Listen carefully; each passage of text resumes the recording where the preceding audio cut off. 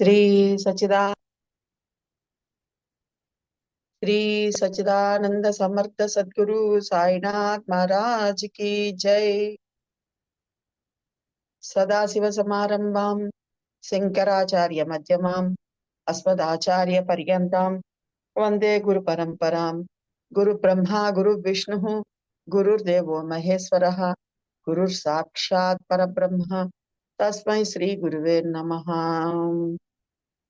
సాయినాథుడి అనుగ్రహంతో మళ్ళీ ఒక శనివారం సాయంత్రాన్ని మనందరికీ సాయినాథుడే ప్రసాదంగా ఇచ్చి తన స్మరణలో ఉంచుకుంటున్నాడు. అటువంటి సాయినాథునికి వేల లక్షల కోట్ల కృతజ్ఞతలు తెలియజేసుకుంటూ శ్రీ సచిదానంద సమర్థ సద్గురు సాయినాథ్ మహారాజ్ కి జై. 19వ అధ్యాయంలో ప్రయాణం చేస్తూ ఉన్నాం. అయితే దానికంటే ముందు ఒక 10 నిమిషాలు, ఎందువల్లంటే రేపు ఒక్కరోజే, ఎల్లుండి నుంచి పండగలు వరుసగా భోగి, సంక్రాంతి, కనుమ, ముక్కనుమ అందరం వైభవంగా చేసుకుంటాం. కానీ ఆ పండగల వెనక ఉన్నటువంటి పరమార్థం ఏమిటి? ఎందుకు పెట్టారు మన వాళ్ళు? నిన్న కూడా మనం అందరం చూసాం. 2 రోజుల కిందట తిరుమలలో తొక్కిసలాట జరిగింది, మనందరికీ తెలుసు. నిన్న ముక్కోటికి అందరం కూడా గుళ్ళకి వెళ్ళి ఉంటాం ఖచ్చితంగా.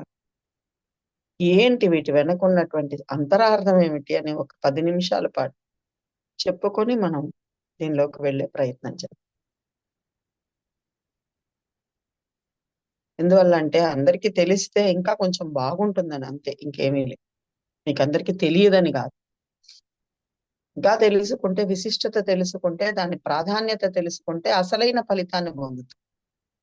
బాబా యొక్క మార్గమే విశిష్టమైనది. బాబానే చెప్తాడు, నా మార్గం విశిష్టమైనది అంటాడు 19వ అధ్యాయం. సో మనం ఏం చేస్తున్నాం, ఎలా చెయ్యాలి అన్న ఒక క్లారిటీ వచ్చింది అనుకోండి, ఇంకా అద్భుతంగా పరమాత్మకి దగ్గర అవుతాం. మనందరికీ తెలుసు, నిన్న ఉత్తర ద్వారం తెరిచారు, అందరం ఉత్తర ద్వార దర్శనం చేసుకోవడానికి వెళ్ళి చాలా మంది వెళ్ళాము, కొంతమంది వెళ్ళి ఉండకపోవచ్చు. వెళ్ళకపోయినా ఎక్కడో మనసులో పీకుతూ ఉంటుంది, అయ్యో వెళ్ళలేకపోయామే, జనాల వల్ల వెళ్ళలేకపోయామే. అసలు ఏమిటి ఆ ఉత్తర ద్వారానికి ఉన్నటువంటి ఆ ప్రాశస్త్యం ఏమిటి? కథల రూపంలో మనకు తెలుసు, మధుకైటపల సంగతి కావచ్చు, లేకపోతే ముక్కోటి ఏకాదశి కథలు కావచ్చు, మీ అందరికీ తెలుసు. ఆ కథలు నేను ఇప్పుడు చెప్పబోయేది లేదు. ఆ కథల వెనక ఉన్న పరమార్థం ఏమిటి? అసలైన సత్యం ఏమిటి? ఎందుకు సంవత్సరం ఈ ధనుర్మాసంలో ఏకాదశికి అంత ప్రాధాన్యత? అసలు ఈ ఏకాదశులు అంటే ఏమిటి? బాబా ఏకాదశి రోజు ఏం చేయమని చెప్పాడు? ఎంత మందిలో ఉన్నటువంటి ఆ ఏకాదశి పట్ల ఉన్న పిచ్చిని బాబా తొలగించారు. మళ్ళీ వాళ్ళు కోరినట్టుగానే వాళ్ళకి ముక్తిని కూడా ఏకాదశి రోజే ప్రసాదించాడు. ఒక దీక్షిత్ కావచ్చు, ఒక నూల్కర్ కావచ్చు, ఇలా చాలా మంది వాళ్ళు కోరుకున్నట్టు ఏకాదశి రోజే వెళ్ళిపోయారు. దాన్ని కూడా బాబా ప్రసాదించారు. కానీ వాటిలో ఉన్నటువంటి ఆ జాడ్యాలు, ఏదైతే మూఢత్వాలు ఉన్నాయో వాటిని తొలగించే ప్రయత్నం చేశారు. మనందరికీ తెలుసు, కుషాబా ఠాకర్ కూడా ఏకాదశి అని చెప్తే ఉర్లగడ్డ తినిపించి అతని నోటి నుంచి ఎర్రగడ్డ వచ్చేటట్టు చేస్తారు. అట్లాగే ఒక ఏకాదశి రోజు ఒకటి బాబా దగ్గరికి వస్తే బాబా సద్ది రొట్ట ఉల్లిపాయ పెట్టుకొని తింటూ ఉంటారు. ఈ సద్ది రొట్ట ఉల్లిపాయ తిని ఆయన నాకేం చెప్తాడు అని అంటే, దీన్ని తిని ఆరాయించుకోగలిగిన శక్తి కలిగిన వాడే నన్ను అర్థం చేసుకోగలడు అని చెప్పేస్తాడు ఒకే మాట బాబా. అద్భుతంగా ఉంటుంది. ఆ చిన్న లీల అయినప్పటికీ కూడా దానిలో ఎంతో మనకు తెలియజేసేటువంటి ఎంతో జ్ఞానం దాగుంటాయి అటువంటి లీలలు. సో ఉత్తరాభిముఖంగా ఉత్తరపు వాకిలి తెరవడం ఏంటంటే, ఇప్పటి వరకు దక్షిణాభిముఖంగా, అంటే ఈ సంసారం అనే లంపటంలోనే పడి తిరుగుతూ ఉన్న మనం ఇక్కడైనా పరమాత్మ వైపుకు మరలాలి అనేదే ఉత్తర ద్వార దర్శనం వెనక ఉన్నటువంటి అర్థం. మరి సంవత్సరం ఇస్తున్నానంటే, ఈ సంవత్సరం అన్నా నువ్వు నా వైపుకు మళ్ళరా నాయనా, ఇప్పటిదాకా దీనిలో మునిగున్నావు, ఇప్పుడైనా నన్ను తెలుసుకో అని పరమాత్మ అక్కడ చెప్తూ ఉన్నాడు, భగవంతుడు అక్కడ చెప్తూ ఉన్నాడు. అది అసలైన అర్థం. మనం వెళ్ళి ఏదో ఉత్తర ద్వారం నుంచి వెళ్ళేసి వచ్చేస్తే మోక్షం రాదండి. ఒక ద్వారం గుండా వెళ్ళేసి వచ్చేస్తే మోక్షం వచ్చేటైతే అందరం వెళ్ళిపోము కాదు. ఆ ఉత్తరాభిముఖంగా ఎవరు ఉంటాడు ఆ సమయానికి మీరు వెళితే? పరమాత్మ అక్కడ మన కోసం రెడీగా ఉంటాడు. బాగా గమనించండి, తలుపు తెరవంగా నిన్న అందరూ కనీసం వెళ్ళకపోయినా టీవీలలో చూసుంటారు. భద్రాచలంలో కావచ్చు, తిరుపతిలో కావచ్చు, ఎక్కడ రంగడి గుడి ఉంటే అక్కడ కావచ్చు, విష్ణు ఆలయాల్లో కావచ్చు, ఆ తలుపు తెరవంగానే అటువైపు నుంచి భగవంతుడు మన వైపుకు వస్తాడు. అసలు దాని వెనక ఉన్న అంతరార్థం ఎంత గొప్పదో ఆలోచించండి ఒక్కసారి. అంటే ఆయన మన దగ్గరికి రావడానికి ప్రయాణమై వస్తున్నాడు ఉత్తరాభిముఖంగా. ఇకపై నీ మనసును నా వైపు మళ్ళించు, అనన్యా చింతయంతో మా ఏ జనా పర్యుపాసతే, ఏదైతే శ్రీకృష్ణుడు భగవద్గీతలో చెప్పాడో దాన్ని చూపించటానికి ముక్కోటి ఏకాదశి రోజు సాక్షాత్ పరమాత్మే ఆ ద్వారం గుండా మనవల్ని చూడడానికి వస్తూ ఉన్నాడు. దర్శించి ఇకనైనా నీ మనస్సును నా వైపుకు మరలించు, నీ కర్తవ్యాలు నువ్వు చేసుకుంటూనే మనస్సును నా వైపుకు మళ్ళించు. ఆయన అక్కడి నుంచి వచ్చి జమ్మని సభా మంటపంలో కూర్చుంటాడు మన కోసం. మనం అది చూడ్డానికి వెళ్ళము. ఉత్తర ద్వారం గుండా వెళ్ళిపోవాలి అని ద్వార దర్శనానికే ప్రాధాన్యత ఇస్తాం.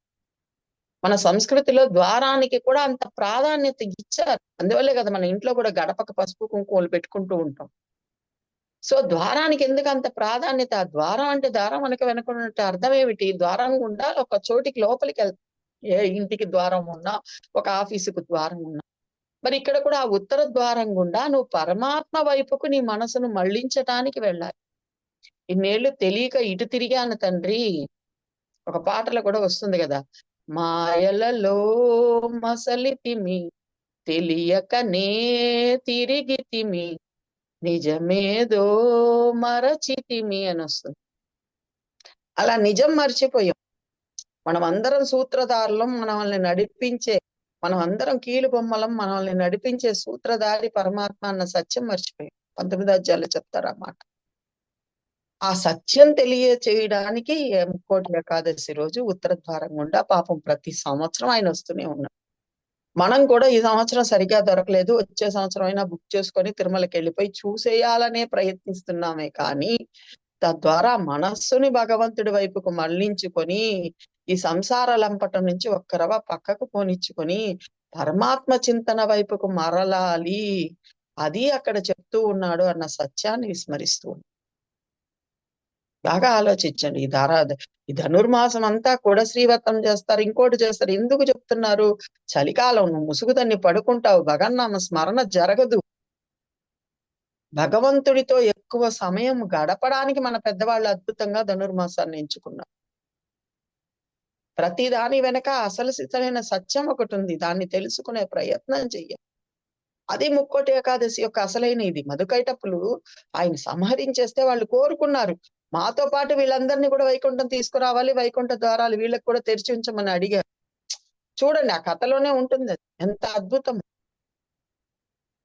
అంటే అండి, మనందరినీ కూడా పరమాత్మ వైపుకు తీసుకెళ్ళడానికి ఇద్దరు భక్తులు అక్కడ ఆ కోరిక కోరారు భగవంతుడి దగ్గర. మనం ఏంటంటే కేవలం చూడడానికి ప్రాధాన్యత ఇస్తున్నాం. దర్శనం దర్శనం దర్శనం, చూడడానికి కాదు. గోదాదేవి ఏం చేసింది? 30 రోజులు వ్రతం ఉండి హాయిగా 31వ రోజు, రేపు భోగి రోజు తిరుక్కళ్యాణం ఆయనతో ఐక్యమైపోతుంది. అవునా కాదా? మనందరికీ తెలుసు. ఎల్లుండి భోగి రోజు. సో మనం ఏం చేస్తున్నాము? ఆ పాసురాలు మాత్రమే చదువుకుంటూ ఉన్నాం. మళ్ళా చాలా మంది మనం చదువుతున్నామని కాదు, బాబా భక్తులు చేస్తున్నారో లేదో నాకు తెలియదు. నార్మల్ గా జరిగే సంగతి నేను చెప్తూ. కానీ అంత శ్రద్ధ ఉందా? అంత ప్రేమ పరమాత్మ పట్ల ఉందా? గోదాదేవి చూపించినంత ప్రేమ మనకు ఉందా? ఏదో తెల్లారులేసి దీపం పెట్టి 30 రోజులు ఆ శ్లోకం చదివేస్తే ఏదో వచ్చేస్తుంది అన్నటువంటి తపనే ఉందా? పరిశీలించుకోవాలి. పరిశీలనేనండి. అది ఆడవాళ్ళకి కావచ్చు, మగవాళ్ళు కావచ్చు, ఎవరైనా చెయ్యాల్సింది ఆ పరిశీలనే. పరిశీలించుకున్నప్పుడే విషయం అర్థమవుతుంది. ఎంత తపనతో, ఎంత ప్రేమతో ఆ తల్లి ఆ పాసురాలు పాడిందో పరమాత్మని తెలుసుకోవాలని. మరి మనం ఏం చేస్తున్నాం అనేది పరిశీలించుకోవాలి. అట్లాగే వచ్చేస్తుంది రేపు భోగి, ఎల్లుండి. ఆల్రెడీ అందరూ ఇందాక అందుకే లేటుగా కూడా జాయిన్ అయ్యారు. ఇల్లులు శుభ్రం చేసి మూటలు మూటలు ఎత్తి పెట్టేసి తాటాకులు రెడీ చేసుకొని పెట్టుకొని ఉంటాం. భోగి వేయడానికి 100 రూపాయలు పెట్టైనా సరే కట్టకొని పెట్టుకొని ఉంటాం. అంటే తాటాకు మంటేస్తే బాగా పెద్దదిగా వస్తుంది. మరి ఇల్లులు శుభ్రం చేసుకున్నాం బాగా పండక్క ముందు. ఎందువల్లంటే చలికాలం పోయి ఇంక ఎండాకాలం వస్తుంది కాబట్టి ఒకసారి అన్ని దులిపి బాగా తుడిచి ఏ మూల వార ఉన్నవన్నీ శుభ్రం చేశాం. మనసును శుభ్రం చేశామా? భోగి దేనికి? పాతని వదిలేసి కొత్తది పట్టుకోవడానికి భోగి. బాహ్యంగా భోగి చేసేస్తున్నాం, భోగి మంట వేసేస్తున్నాం, బాహ్యంగా చేసేస్తున్నాం. మరి లోపల మనసును ఎప్పుడైనా శుభ్రం చేశామా? మసీదును వర్ణిస్తారండి సచ్చరిత్రలో మనకి. అద్భుతంగా వర్ణిస్తాడు ఒక చోట హేమాద్రి పంతులు. ఎంత పాడుబడిపోయి ఉంది, ఎంత బూజుపట్టుంది. ఆ దుని వెలిగి, వెలిగి నల్లగా అయిపోయి ఉన్నాయి గోడలన్నీ. చూస్తే గుంటలు, మెట్టలు, అదా 2 స్తంభాలకు మధ్య ఉండే చిన్న ప్రదేశం.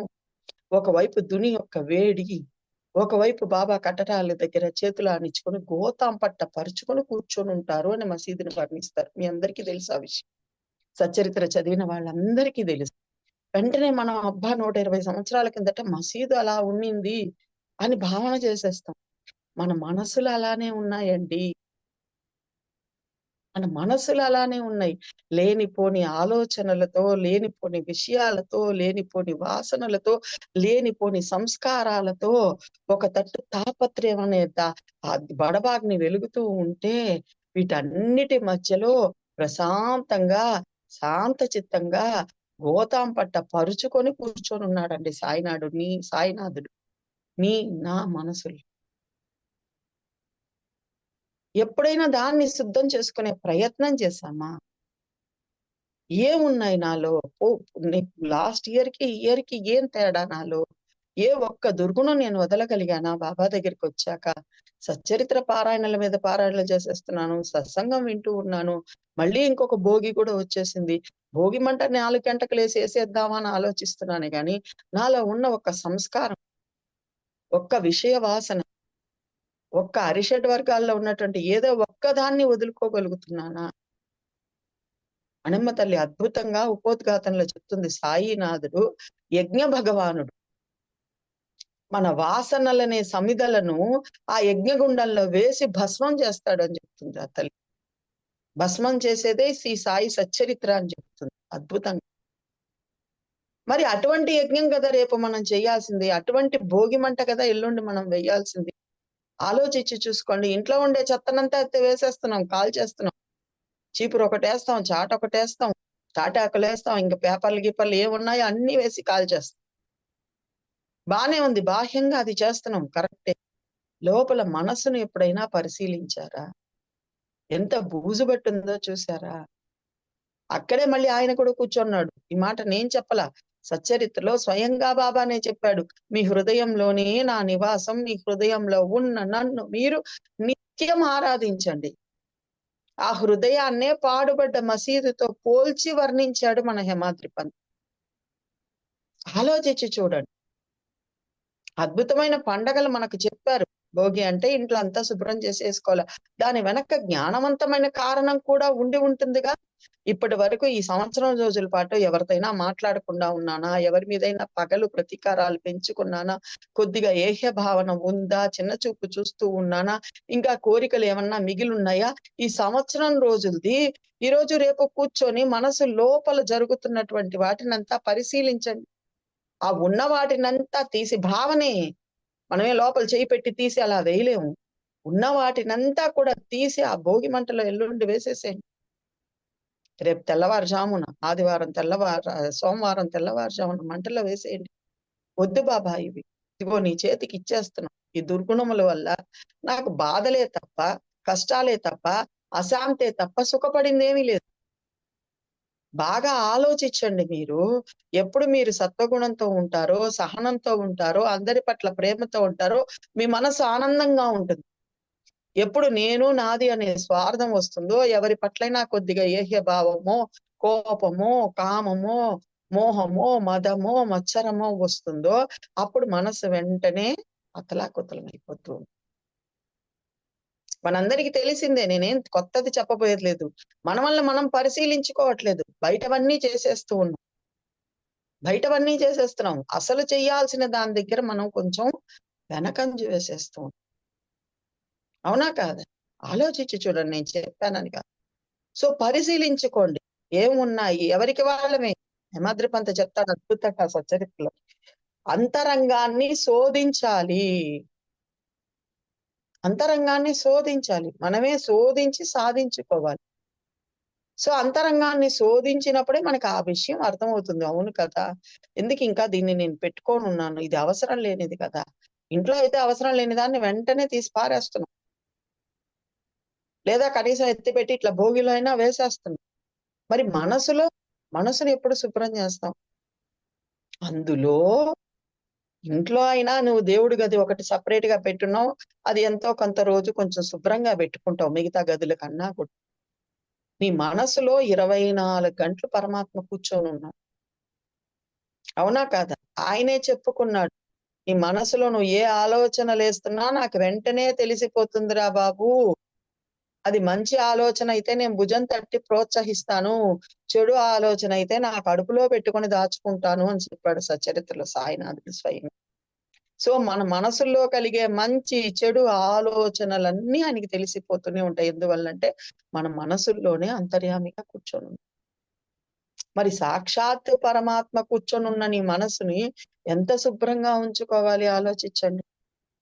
బాహ్యంగా ఒక పటం రూపంలోనో, ఒక విగ్రహం రూపంలోనో ఉన్న పరమాత్మని పెట్టుకున్న పూజా గదిని నువ్వు అంత శుభ్రంగా ఉంచుకున్నప్పుడు, చైతన్య రూపంగా, శక్తి రూపంగా, ఆత్మ రూపంగా సాక్షాత్ సాయినాథుడు నీ మనసులో కొలువై ఉంటే ఇంకెంత శుభ్రంగా ఆ మనసును పెట్టుకోవాలి.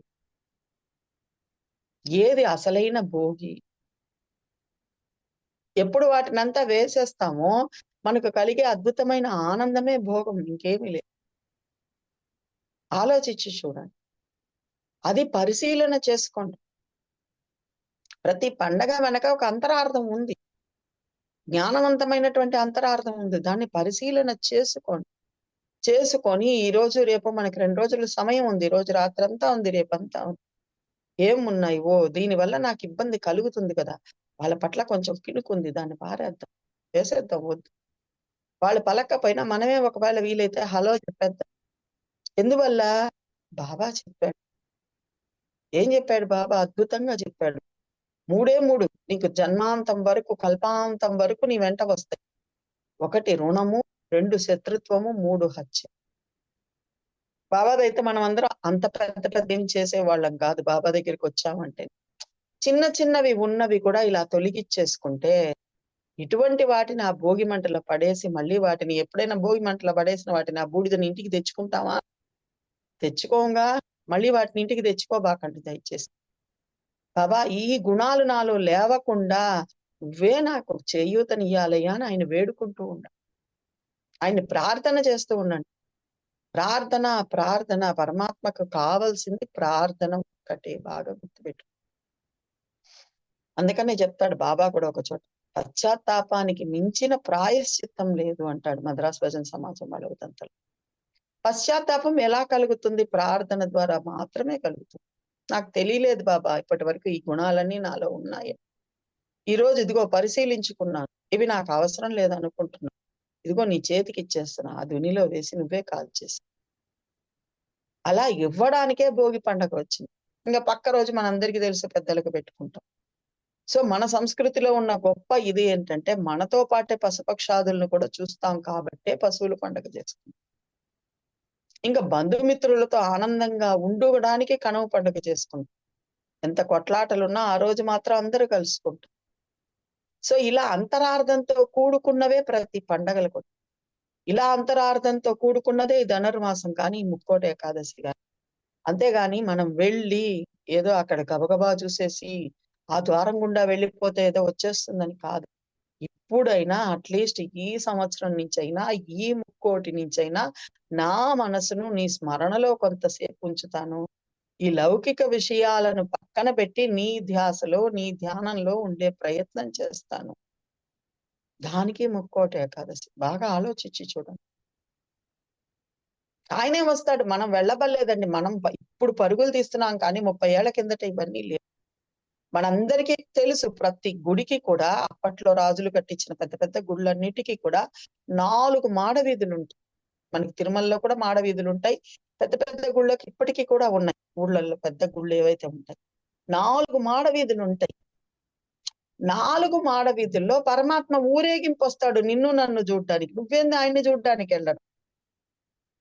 ఊళ్ళో ఏ ఉత్సవం జరిగినా, శివరాత్రికి కళ్యాణం జరిగినా, రాముల వారు కళ్యాణం చేసుకున్నా నిన్ను చూడ్డానికి వస్తాడు. నేను కళ్యాణం చేసుకున్నాను, నువ్వు ఇంట్లో సంసార బాధలతో పొద్దున్నుంచి అవస్థలు పడుతున్నావు, గుడికి రాలేకపోయావు, పర్వాలేదు, నేను నిన్ను చూడ్డానికి వస్తానని ఆయన బయలుదేరి ఊరేగింపు వస్తాడు మన దగ్గర. మనం ఎందుకు పరుగులు తీయాలి? ఆలోచించి చూడండి.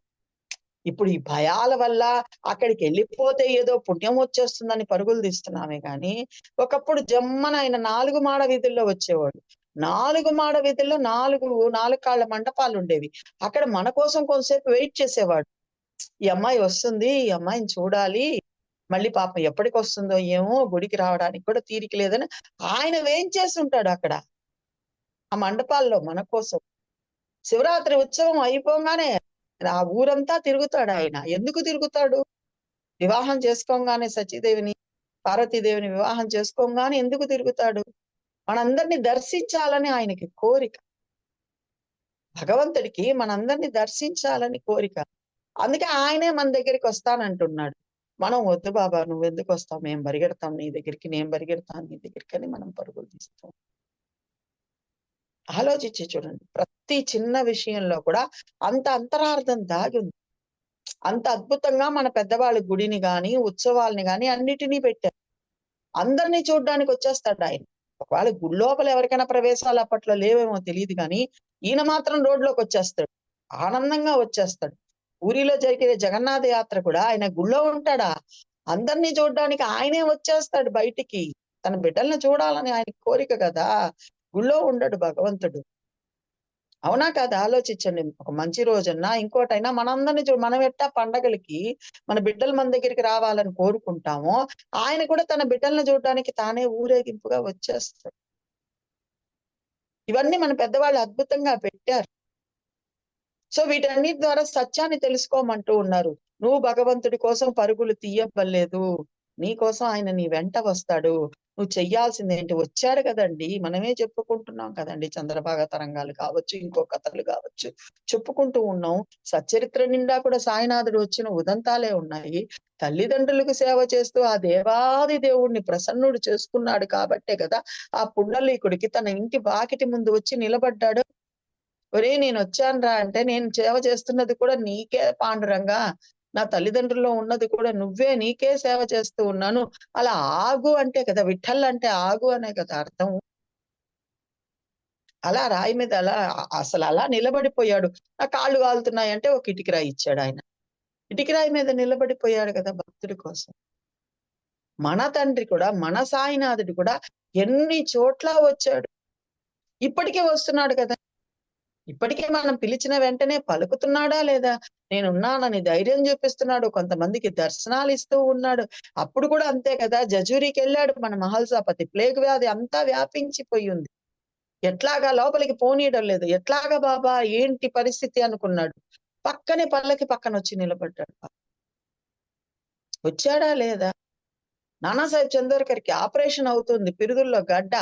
ఆపరేషన్ థియేటర్ లో పడుకోబెట్టేశారు ఆయన. బోళ తిప్పించి పడుకోబెట్టేశారు. ఇంకా కాసేపట్లో ఆపరేషన్ చేయబోతూ ఉన్నారు.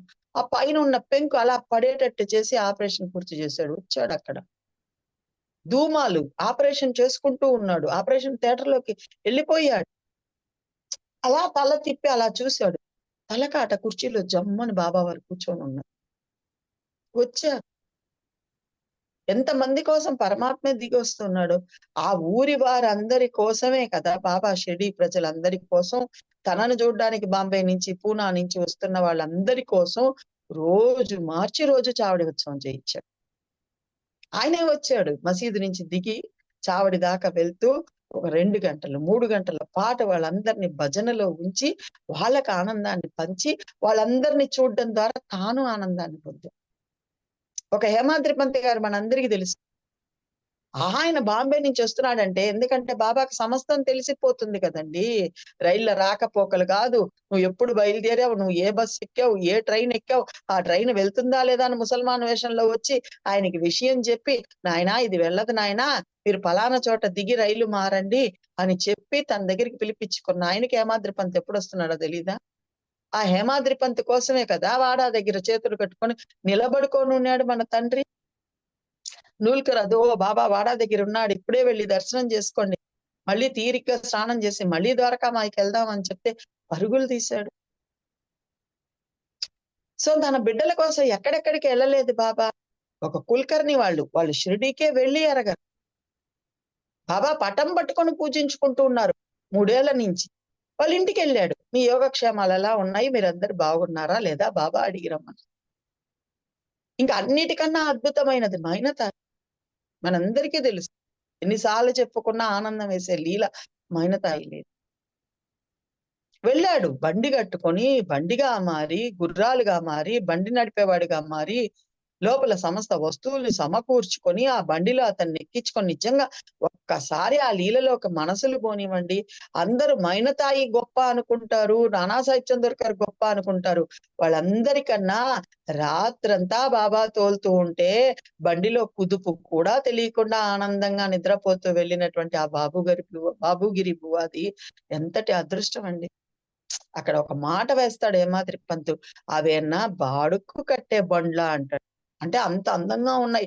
ఆ బాబుగిరి బువ్వ వర్ణించుంటాడు కదా, వెళ్ళి వచ్చిన తర్వాత ఇలా జరిగింది అని. వాళ్ళందరూ షిరిడీలో కూర్చొని ఇవేనండి, ఇవే వాళ్ళ జీవితాల్లో జరిగేవే మాట్లాడుకునేవాళ్ళు వాళ్ళు. అప్పుడు కదా ఆయన ఆ మాట వేయగలిగాడు. అదేమన్నా బాడుక్కు కట్టే బండా అని వేశాడు. 4 గంటలు 5 గంటల సేపు పాటు సాక్షాత్ పరమాత్మ బండి తోలుతూ ఉంటే, అలనాడు శ్రీకృష్ణుడు ఎట్లాగైతే యుద్ధానికి 18 రోజులు ఆ అర్జునుడికి రథసారథిగా ఉన్నాడో, అలా ఇక్కడ తన భక్తుడి కోసం బాబా వెళ్ళాడా మనం ఎందుకండి పరుగులు తీయాలి? మనం ఆయన్ని ప్రేమగా చెప్పాడు కదా, నువ్వు ఎక్కడున్నా నన్ను ప్రేమగా ఒక్కసారి పిలువు, నేను ఓయి అని పలుకుతానంటున్నాడు. మనం వద్దు బాబా నేనొస్తాను నీ దగ్గరికని జనాల్లో వెళ్ళిపోయి ఒక్కసారి ఆలోచించి చూడండి. ఎప్పుడు నేను చెప్తూ ఉంటా మా పిల్లలకి కానీ, నా ఫ్రెండ్స్‌కి కానీ చెప్తూ ఉంటా. మనం పుణ్యానికి పొయ్యి పాపం తెచ్చుకుంటూ ఉంటాం ఊళ్ళకెళ్ళి. అదేందమ్మా అంత మాట అనేసావు అంటారేమో.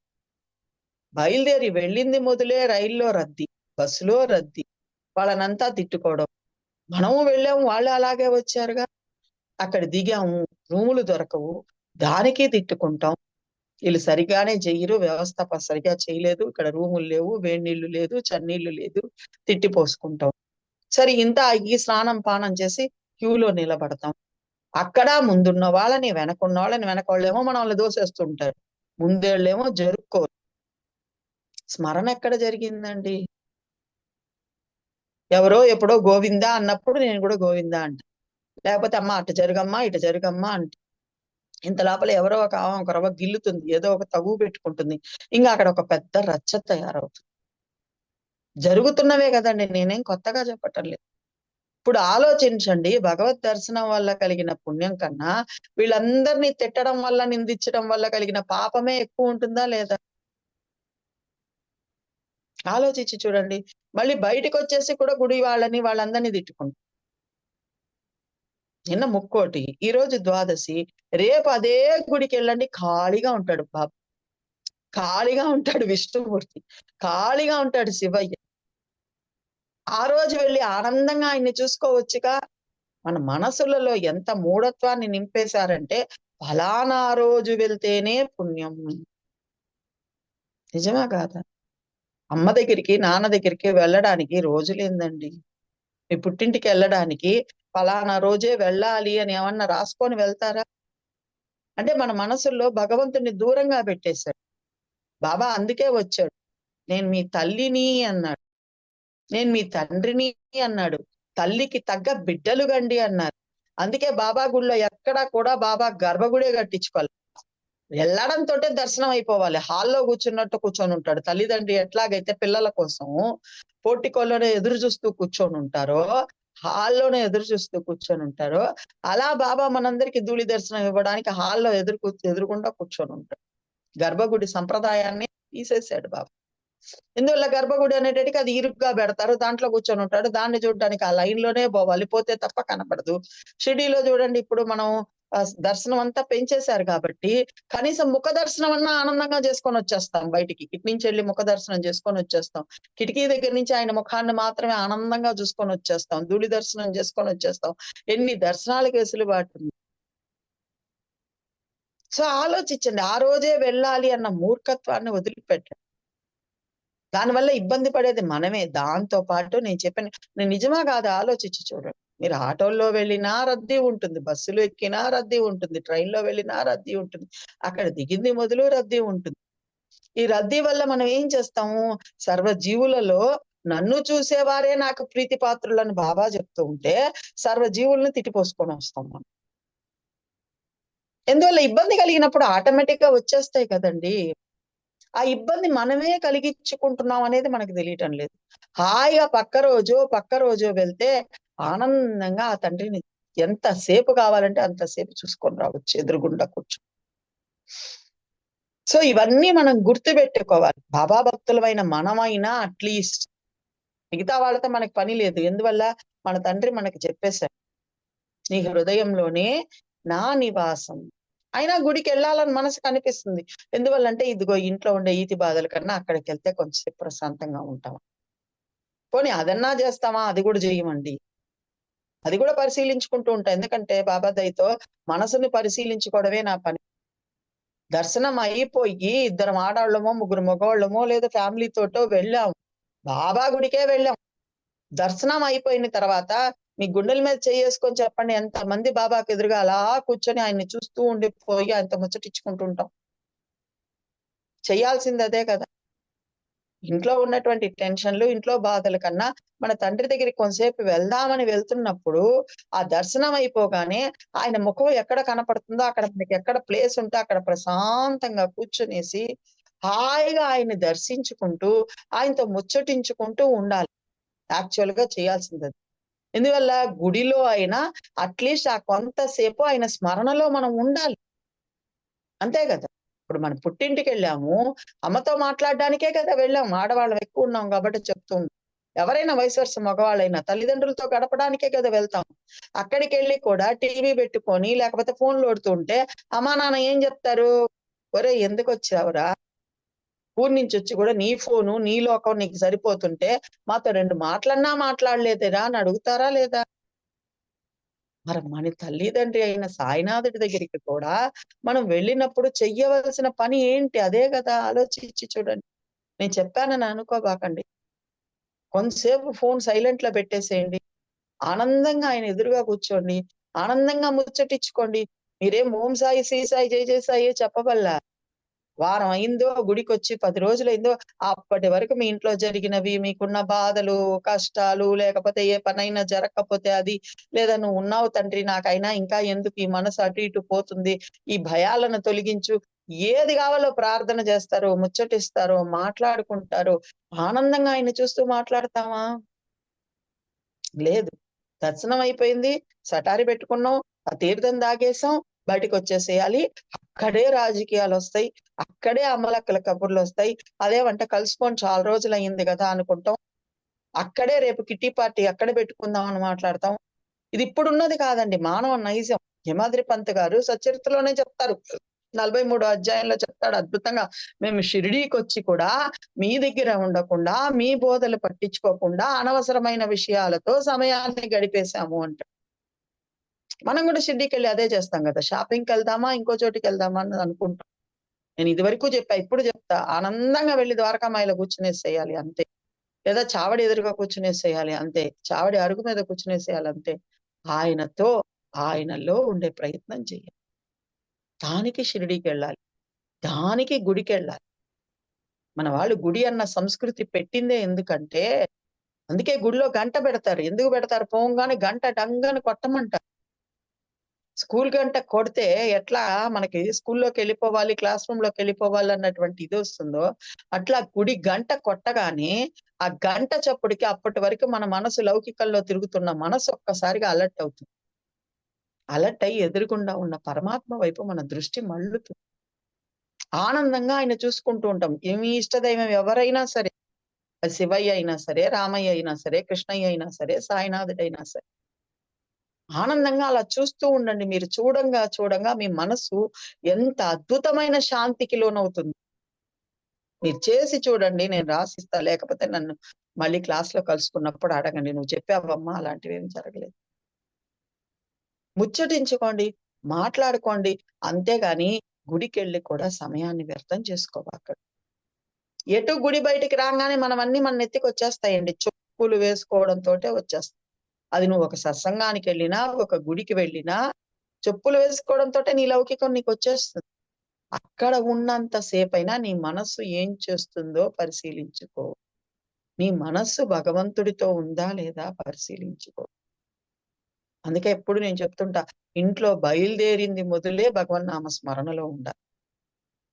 మనం ఏ స్మరణలో ఉంటాం? టెంకాయ తీసుకున్నామా లేదా? కడ్డీలు పెట్టుకున్నామా లేదా? కర్పూరం పెట్టుకున్నామా లేదా? బాబా చెప్పేశాడు నీట్‌గా, నాకు నీ అష్టోపచార, షోడశోపచార పూజలతో పని లేదు. ప్రేమ ఉన్న చోటే నా నివాసం. ఇంకో అద్భుతమైన మాట చెప్తాడు. భావమున్న చోటే భగవంతుడున్నాడని తెలుసుకోండి. భవాన్ని ధరించటానికి భావమే ప్రధానం. భావమున్న చోటే ప్రేమ ఉత్పన్నమవుతుంది.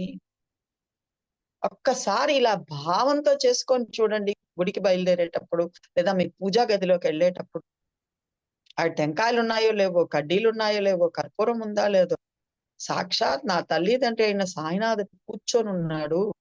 సచ్చరిత్రలో మొదటి అధ్యాయంలోనూ చెప్తాడు, ఇంకొక అధ్యాయంలోనూ చెప్తాడండి. ప్రేమతో ముచ్చటించుకోవడానికే ఫోటోలు గాని, విగ్రహాలు గాని. ఎందువల్ల? I'm alive in that photograph. బాబానే చెప్పాడు స్వయంగా. నీ ఇంట్లో ఉన్నది విగ్రహం అనుకుంటున్నావు. నేను సాక్షాత్ ఉన్నాను. నువ్వు పెట్టేవి నేను స్వీకరిస్తున్నాను.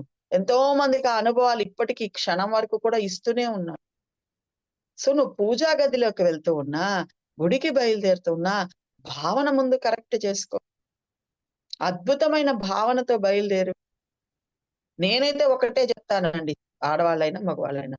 పుట్టింటికి చిన్న పిల్లవాడు హాస్టల్ నుంచి పుట్టింటికి వెళ్తే ఎంత ఆనందిస్తాడో, అలా పుట్టింటికి వెళ్తున్నామన్న భావన, ఇంటికి వెళ్తున్నామన్న భావనతో వెళ్ళు. ఓకే, ఆయనకి నచ్చింది నువ్వేమైనా తీసుకోబో, తప్పులేదు. కానీ భావన, మన ఇంటి నుంచి బయట కాలు పెట్టేటప్పుడే అద్భుతమైన భావన చేసుకోవాలి.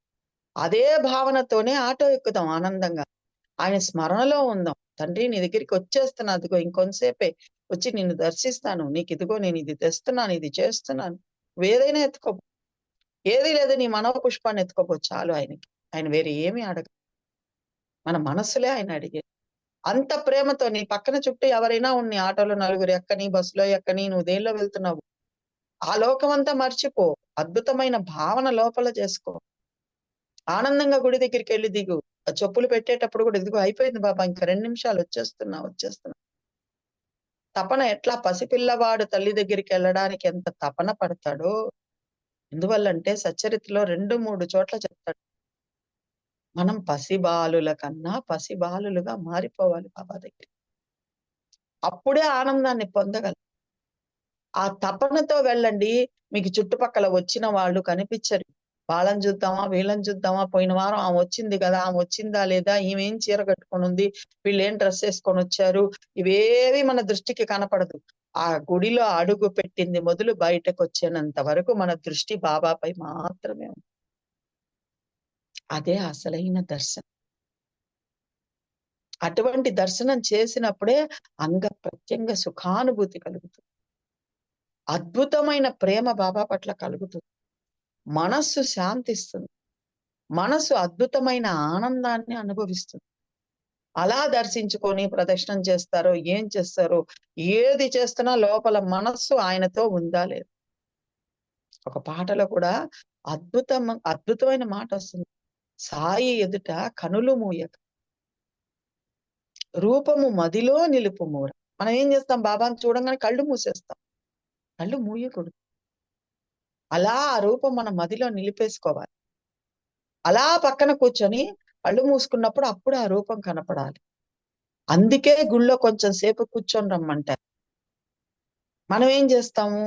ఆ పోను రాను ఆటో మాట్లాడుకొని, లేట్ అయితే ఆటో వాడు ఏదో ఒకటి అంటాడని, అలా నడుము అలా ఆడిచ్చేసి అలా లేచేస్తాం. కూర్చునేసామని. అందుకు కాదు కూర్చోమనేది. ఏ మూర్తినైతే నువ్వు లోపల దర్శించావో, ఆ మూర్తిని నీ మనోపలకంపై చిత్రీకరించుకొని, అలా ఆనందంలో ఉండిపోవడానికే గుడిలో కొంచెం సేపు కూర్చొని రమ్మని మన పెద్దవాళ్ళు చెప్పారు. అంతేగాని కూర్చోకుండా వచ్చేస్తే శివయ్య మన వెనక రాడు, విష్ణుమూర్తి మన వెనక రాడు, పాపాలు మన వెనక రావు. ఆలోచించి చూడండి. ఇటువంటి అద్భుతమైన ప్రయోజనాలన్నీ మనం పొందొచ్చు. మన ఆనందం మన చేతిలోనే ఉందండి. మన దుఃఖం కూడా మన చేతిలోనే ఉంది. మనసులోని భావాన్ని బట్టే సుఖ దుఃఖాలు. సచ్చరిత్ర చెప్తుంది. నెక్స్ట్ వచ్చే అధ్యాయం మనం అదే చెప్పుకుంటాం. 20వ అధ్యాయం. బాబాదైతే ఈ రోజు గనక 19 పూర్తయిపోతే 20వ అధ్యాయంలో అదే చెప్పుకుంటాం. అటువంటి అద్భుతమైన భావనతో గుడికెళ్ళండి. అట్లీస్ట్ గుడిలో అయినా సత్ప్రవర్తనతో ఉండండి. అనవసరంగా ఎవరిని నిందించబాకండి. ఎందుకంటే ఎక్కడైనా గుళ్ళల్లోనే రాజకీయాలు ఉండేది. మనం ఏదో ఒక పార్టీకి చెందిన వాళ్ళు ఉంటాం, వాళ్ళు ఇంకో పార్టీ వాళ్ళు ఉంటాం. పార్టీ అంటే నేను చెప్పేది తెలుగుదేశం అది కాదు. అక్కడే రెండుగా విడిపోయి ఉంటారు కదా వాళ్ళు. ఈ రాజకీయాలు మనకొద్దు. మనం బాబా కోసం వెళ్దాం. బాబా ప్రేమను పొందడానికి వెళ్దాం. ఆనందంగా అక్కడ ఉందాం. ఆయనతో ముచ్చటించుకుందాం. ఆయనతో మాట్లాడుకుందాం. ఇదే చేయాల్సింది. ఇది నేను చెప్పే మాట కాదు. సచ్చరిత్రలో స్వయంగా హేమాద్రి పంత్ గారే 43 అధ్యాయంలో నువ్వు షిరిడీకి వెళ్ళినా, దేవాలయాలకు వెళ్ళినా నువ్వేం చెయ్యాలి? వ్యర్థంగా సమయాన్ని గడిపేబాకు. అనవసరమైన వాటిని మాట్లాడి, అనవసరమైన పాపాన్ని మూట కట్టుకోబాకు. నాతో ఉండడానికి మనం బయలుదేరేటప్పుడు ఏం చెప్తాం ఇంట్లో? గుడికి పోతున్నామండి, శివుడి దగ్గరికి పోతున్నామండి, బాబా దగ్గరికి పోతున్నామండి. బాబా దగ్గరికి పోతే బాబాతో ఉండకుండా మిగతా రాజకీయాలు చేసేసి వస్తే ఎలాగా? మీరే ఆలోచించుకోండి. నేను చెప్పానని అనుకో.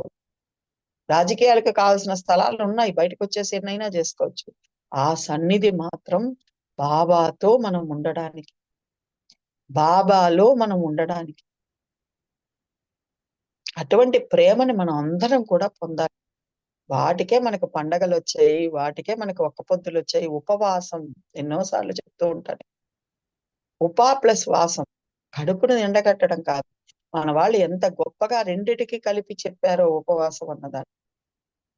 ఓకే, నువ్వు ఆహారం తగ్గించటం ద్వారా శరీరం క్లీన్ అవుతుంది, రైట్. మరి మనసుతో వేసుకుంటున్నావే ఆహారాలు, చెవులో విన్నవి, కళ్ళతో విన్నవి, నోటితో మాట్లాడినవి, ఆ ఆహారం కూడా తగ్గించాలిగా. ఆ రోజంతా భగవంతుడికి సమీపంగా ఉండాలిగా. ఉపా ప్లస్ వాసం. భగవంతుడికి సమీపంగా ఉండడమే ఉపవాసం. నా మనస్సు, శరీరానికి ఆహారాన్ని తగ్గించేశాను. మనస్సుకు ఆహారాన్ని తగ్గించి, ఇతర విషయాలను తగ్గించి భగవత్ చింతనలో ఉండేదే ఉపవాసం. చాలా మంది బాబా భక్తులు గురువారం ఉపవాసం ఉంటారు. చాలా మంది ఉంటారు. చాలా మంచిది. వారంలో ఒక రోజు శరీరం క్లీన్ అవుతుంది. పొద్దున్న టిఫిన్, సాయంత్రం టిఫినో లేదా మధ్యాహ్నం భోజనం, రాత్రి టిఫినో చేస్తూ ఉంటారు. ఓకే. ఆ ఉపవాసం ఎలా ఉండాలి? హేమాద్రి పంత్ 19వ అధ్యాయంలో చెప్పినట్టు ఉండాలి. ఈ 6 రోజులు లౌకిక వ్యవహారాలకే సరిపోయింది. గురువారము బాబాకి ఇష్టమైన వారం కదా! నా గురువుని నేను తలుచుకునే వారం కదా! నన్ను మార్చడానికి సాక్షాత్ పరబ్రహ్మే గురు రూపంలో అవతరించిన రోజు కదా! అవతరించి నన్ను ఉద్ధరించిన రోజు కదా! ఈ రోజంతా ఆయన స్మరణలో ఉండాలి. అది ఉపవాసం. ఎక్కువ సేపు ఆయనతో గడపాలి. అది ఉపవాసం. అది నువ్వు నామం చెప్పుకుంటావో, నామం రాసుకుంటావో, పారాయణ చేస్తావో, లేదా బాబా పాటలు పెట్టుకొని వింటూ పనులు చేసుకుంటావో, ఏదైనా ఓకే. నవవిధ భక్తులలో ఏదైనా ఓకే. అంతేగాని కేవలం ఒక్క పొద్దుండేసి, ఇంట్లో వాళ్ళని కూడా తిట్టేసి, నేను ఈరోజు ఒక్క పొద్దు కాబట్టి మీకు కూడా రసమన్నమే పెడతాననేసి, గుడికి వెళ్తూ ఇంట్లో వాళ్ళకి కర్తవ్యాన్ని చేయకుండా పారిపోవడం కాదు ఉపవాసం. బాబా హర్షించడు. నీకెట్లా తెలుసమ్మా అని మీరు అడగొచ్చు. బాబా దయతో ప్రతి దానికి సచ్చరిత్రలో సమాధానం ఉంది. నేను చెప్పబల్లే, బాబానే చెప్తాడు. 3 రోజులు బాబా దగ్గర ఉపవాసం ఉండాలి అనేసి దాదా కేల్కర్ గారికి ఉత్తరం రాసి తీసుకొనొచ్చింది ఒక స్త్రీ. వచ్చి దాదా కేల్కర్ ఇంట్లో తన సామాన్లన్నీ పెట్టేసి బాబా దగ్గర వచ్చి ద్వారకామాయిలో కూర్చుంది. ఇంక పని గిని ఏం చేయబల్లేదు. హాయిగా ఉపవాసం కాబట్టి నాకెవరు అన్నం పెట్టబల్లేదని కూర్చుంది. బాబా ఏం చేశాడు? వెళ్ళు, వాళ్ళ ఇంటికి వెళ్ళు. పండగ రోజు వాళ్ళు పస్తులున్నారు. నువ్వొచ్చి నా దగ్గర కూర్చుంటే ఎట్టా? వాళ్ళకి పోళీలు చేసి నువ్వు కూడా తిను. నా స్మరణలో ఉండు చాలు అన్న. బాబానే చెప్పిన మాటలు ఇవన్నీ కూడా. సో మన శరీరానికి ఉపవాసం ఉంటున్నాం. మనస్సు ఉపవాసంలో ఉంచుతున్నామా? ఎవరికి వాళ్ళు ప్రశ్నించుకోండి. ఓకే, ఇప్పుడు దాకా తెలియక చేసేసాం. తప్పులేదు. తెలియకుండా చేస్తే ఏది తప్పులేదు. దానికి రిగ్రెట్టో, గిల్టో ఫీల్ అవ్వాల్సిన అవసరం లేదు. ఇకపై ఉపవాసం అంటే ఏమిటి? అదిగో యమద్రి పంతు 19వ అధ్యాయంలో చేస్తాడు అద్భుతమైన ఉపవాసం. రేపు అద్భుతమైన గురువారం షిరిడీలో ఉన్నాను. రేపంతా నా రామ నామ స్మరణలో ఉండాలి అనుకున్నాను. అలా ఉండి అద్భుతమైన శాంతిని కూడా నేను అనుభవించాను అని ఇచ్చాడు. మరి మనం కూడా ఉపవాసం ఉండి ఆ అద్భుతమైన శాంతిని అనుభవించామా?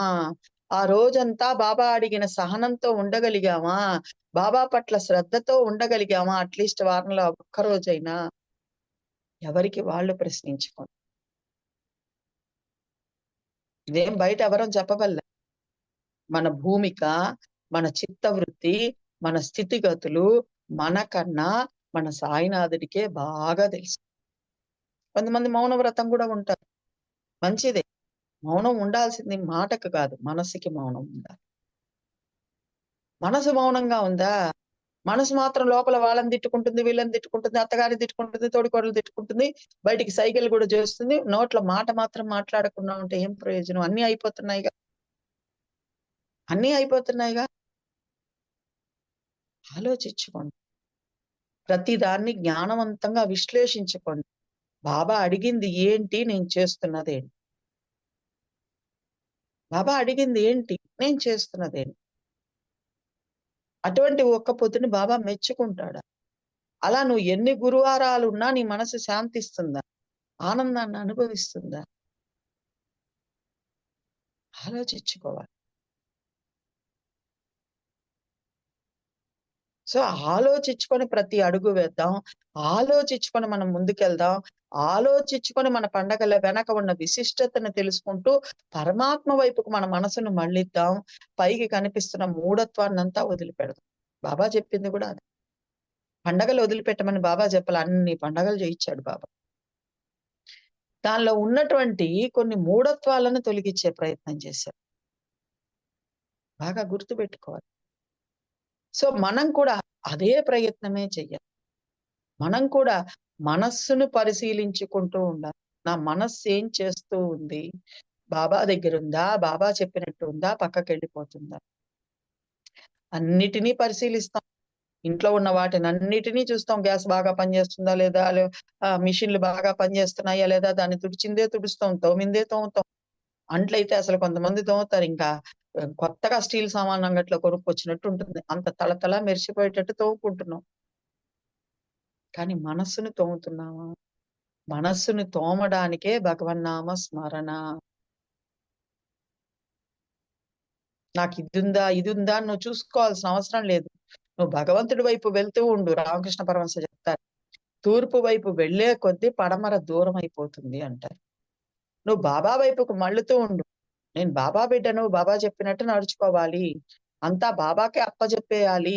ఆయన చూసుకుంటాడు అని బాబా వైపుకు నువ్వు మళ్ళుతూ ఉండు. నీలో ఉన్న ఒక్కొక్క దుర్గుణం ఆయనే తొలగిస్తాడు. నువ్వు చెయ్యాల్సిందల్లా నీ మనసును పరిశీలించుకుంటూ ఉండడం. నేనేం చేస్తున్నాను? బాబా చెప్పినట్టు ఉన్నానా? లేదా? అన్న పరిశీలన మనందరిలో సాగుతూ ఉండాలండి. అప్పుడే మనం అసలైన బాబా భక్తులు. లేనిపోని రాజకీయాల జోలికి వెళ్ళకూడదు. బాబానే చెప్పేసాడు గదా!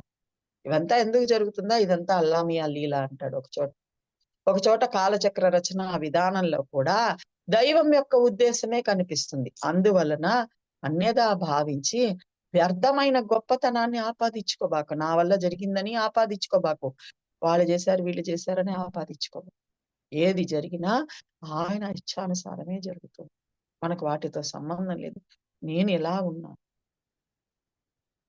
నేను బాబాకి ఎంత దగ్గరయ్యాను? గుడికెళ్తుంటే ఏం చేస్తున్నాను? పూజా గది ఉండేదే ఎందుకోసం? ఆయనతో ముచ్చటించుకోవడానికి, ఆయనతో మాట్లాడుకోవడం. టకటక గంట కొట్టేసి గబగబా ఆయనకొక నైవేద్యం పెట్టేసి ఇలా ఇలా చేతులు తిప్పడానికే కాదు. ప్రేమతో ముచ్చటించుకొని, మాట్లాడుకొని పొద్దున్న లేసి నీకోసం ఎదురు చూస్తూ కూర్చొనున్నాడాయన. మీ ఇంట్లో ఒక పెద్దవాళ్ళుంటే ఎట్లాగా గదిలో పడేస్తాం మనం. ఒక రూమ్ ఇచ్చేస్తాం. వాళ్ళు మన కోసం ఎదురు చూస్తూ ఉంటారు.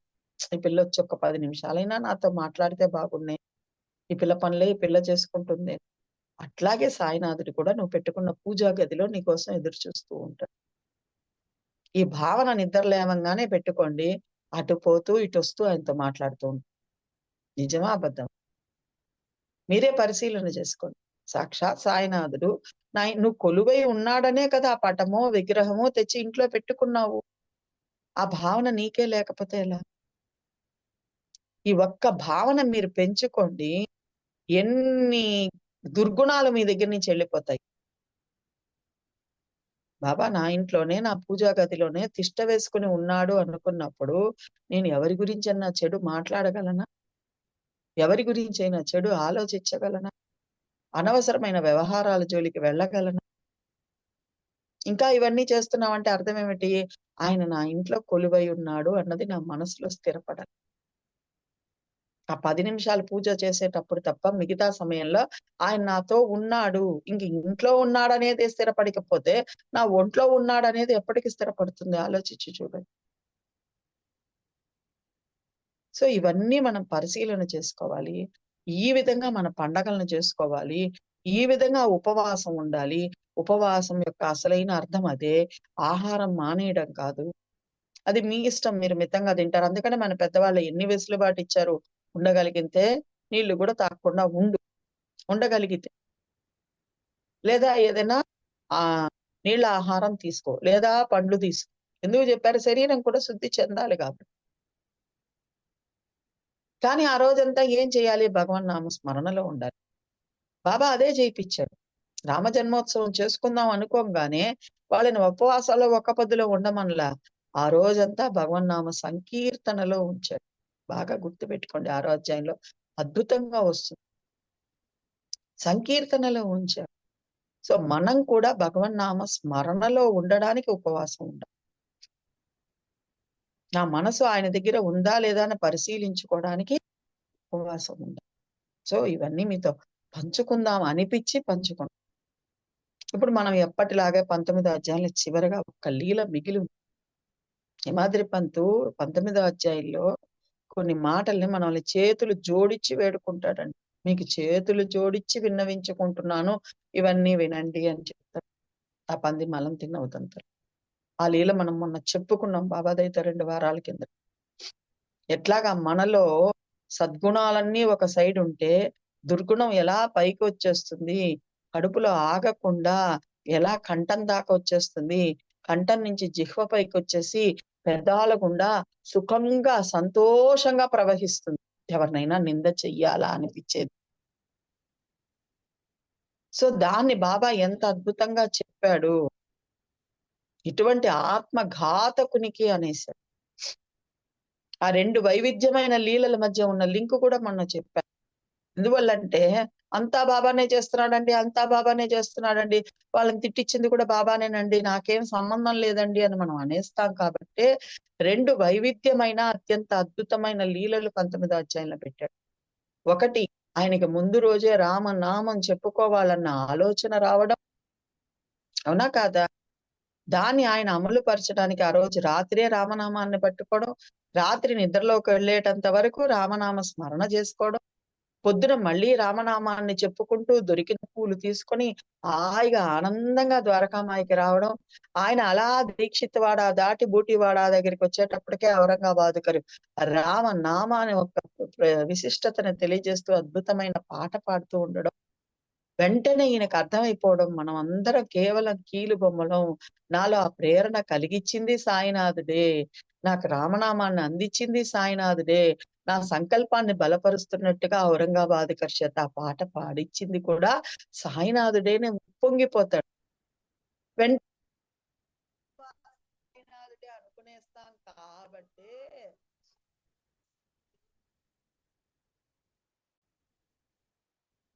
చెడు సంకల్పాలు కలిగినా సాయినాథుడే అని భావించేస్తాం కాబట్టే వెంటనే శ్రద్ధగా వినండి, మీకు చేతులు జోడించి వేడుకుంటూ ఉన్నాను అని మనకు ఆ కథను అందిస్తాడు. నింద చేసేవాడి కథ. అతను అలా మాట్లాడుతూ ఉన్నాడు పక్కన వాళ్ళ దగ్గర కూర్చొని. ఇంత లోపల అతడిలో ఆలోచన చేరిన ఎంతగా మనసును పరిశీలిస్తుందో సచ్చరిత్ర చూడండి. ఇద్దరు వ్యక్తులు కూర్చొని ఏదో మాట్లాడుతూ ఉన్నారు. ఆలోచన ప్రవేశించి ఒక అతని గురించి నింద చేయడం మొదలు పెట్టేశారు. సో అప్పటి వరకు బాబా చెప్పిన మాటలన్నీ పోయినాయి. బాబా నేర్పించిందంతా పోయింది. ఈ నింద పైకి వచ్చేసి నింద చేసేసాడు ఆనందంగా. నువ్వు ఎక్కడున్నా ఏం చేస్తున్నా నీ చర్యలన్నీ నాకు ఎల్లప్పుడూ తెలుస్తూనే ఉంటాయని సదా గుర్తుంచుకోండి ఈ బాబా చెప్పిన మాట. మరి ఆయనకి తెలియకుండా ఉంటుందా? లిండికి వెళ్ళి ఆయన వెళ్లకుండా ఫలానా వ్యక్తి ఏం చేస్తున్నాడు అని అడుగుతాడు. బాబా అతను ఇప్పుడే చెంబు తీసుకొని అలా వెళ్ళాడు బాబా మల విసర్జన. సరే వెళ్ళిరాను అని బాబా లెండికి వెళ్ళాడు. బాబా లెండికి వెళ్ళి ఆనందంగా అక్కడ కొంతసేపు ఉండి బాబా రావడం, ఇతను కూడా రావడం, ఇద్దరు తటస్థపడ్డారు.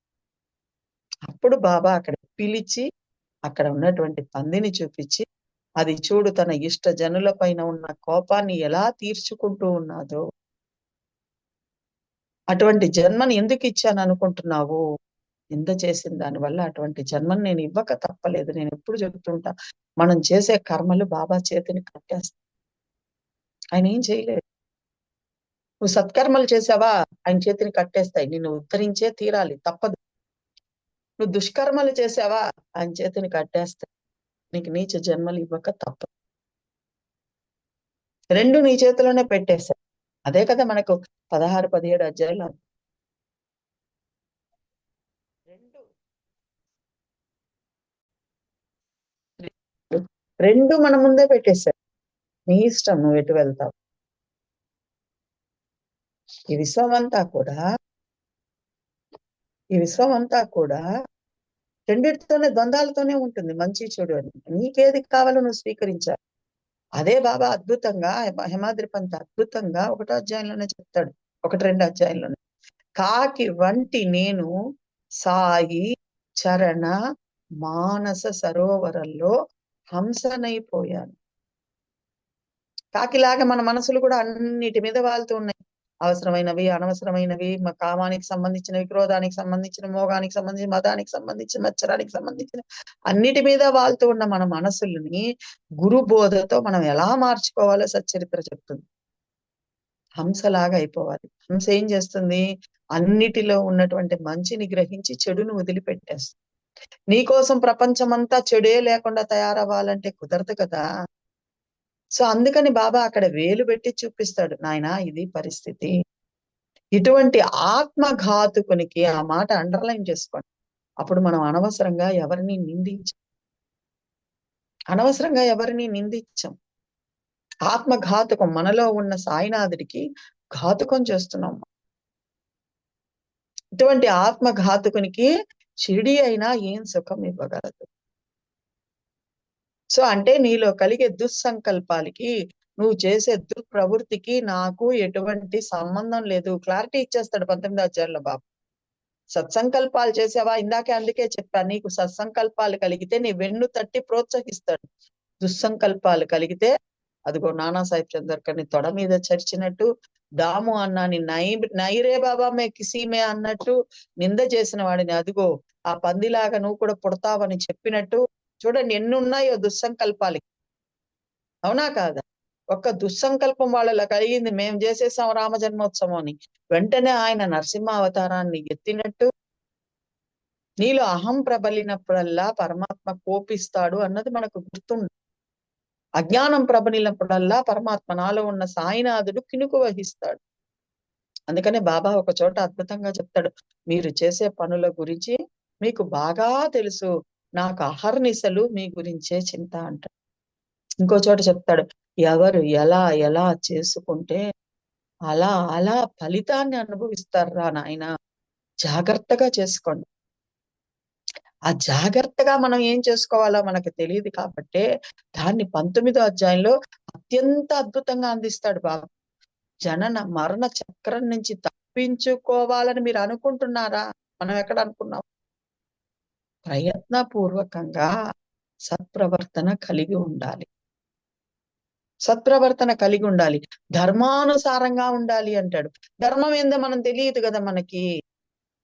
కఠినమైన మాటలను త్యజించాలి. ఎవరి మనసుని నొప్పించరాదు. మనసుని ఎల్లప్పుడూ స్వధర్మంలో ఉంచాలి. మనసును స్వధర్మంలో ఉంచడం అంటే ఏంది బాబా? నాకు తెలియదు కదా. నన్ను అనన్య భావంతో చూడాలి. శ్రీకృష్ణుడు చెప్పింది కూడా అదే, అనన్యా చింతయంతో. అనన్య దృష్టితో నన్ను చూస్తూ ఉండాలి. నేనేం చెప్పినానో తదనుగుణంగా నడుచుకుంటూ ఉండాలి. మీ మనస్సుని నా వైపుకు మళ్ళించాలి. అదే స్వధర్మంలో ఉండడం అంటే. అందుకే కదా అక్కడ చెప్తాడు బాబా, నీకు నాకు మధ్య ఉన్న గోడను పడగొట్టు, మన ఇద్దరం ప్రశస్తంగా మాట్లాడుకుంటాం. నువ్వు నేను అని భేద బుద్ధే గురు శిష్యుల మధ్య ఉన్న అడ్డుగోడ. చెప్పేశాడు ఒకటే మాట. ఎందుకంటే ఉన్నదంతా ఆయనే, మనం లేవు కాబట్టి. అవునా కాదా? అటువంటి అనన్య భావంతో తండ్రి ఉన్నది నువ్వే, నాకెందుకు ఇటువంటి ఆలోచన. మీరు సచ్చరిత్ర చదివే వాళ్ళైతే మీకు తెలుసు, హేమాద్రి పంత్ ఎన్ని చోట ఈ అహం ఎక్కడుందో తెలియదు. ఆఖరికి 52 అధ్యాయంలో కూడా ఈ అహాన్ని కొట్టు బాబా, కొట్టు కొట్టు అంట. అవునా కాదా?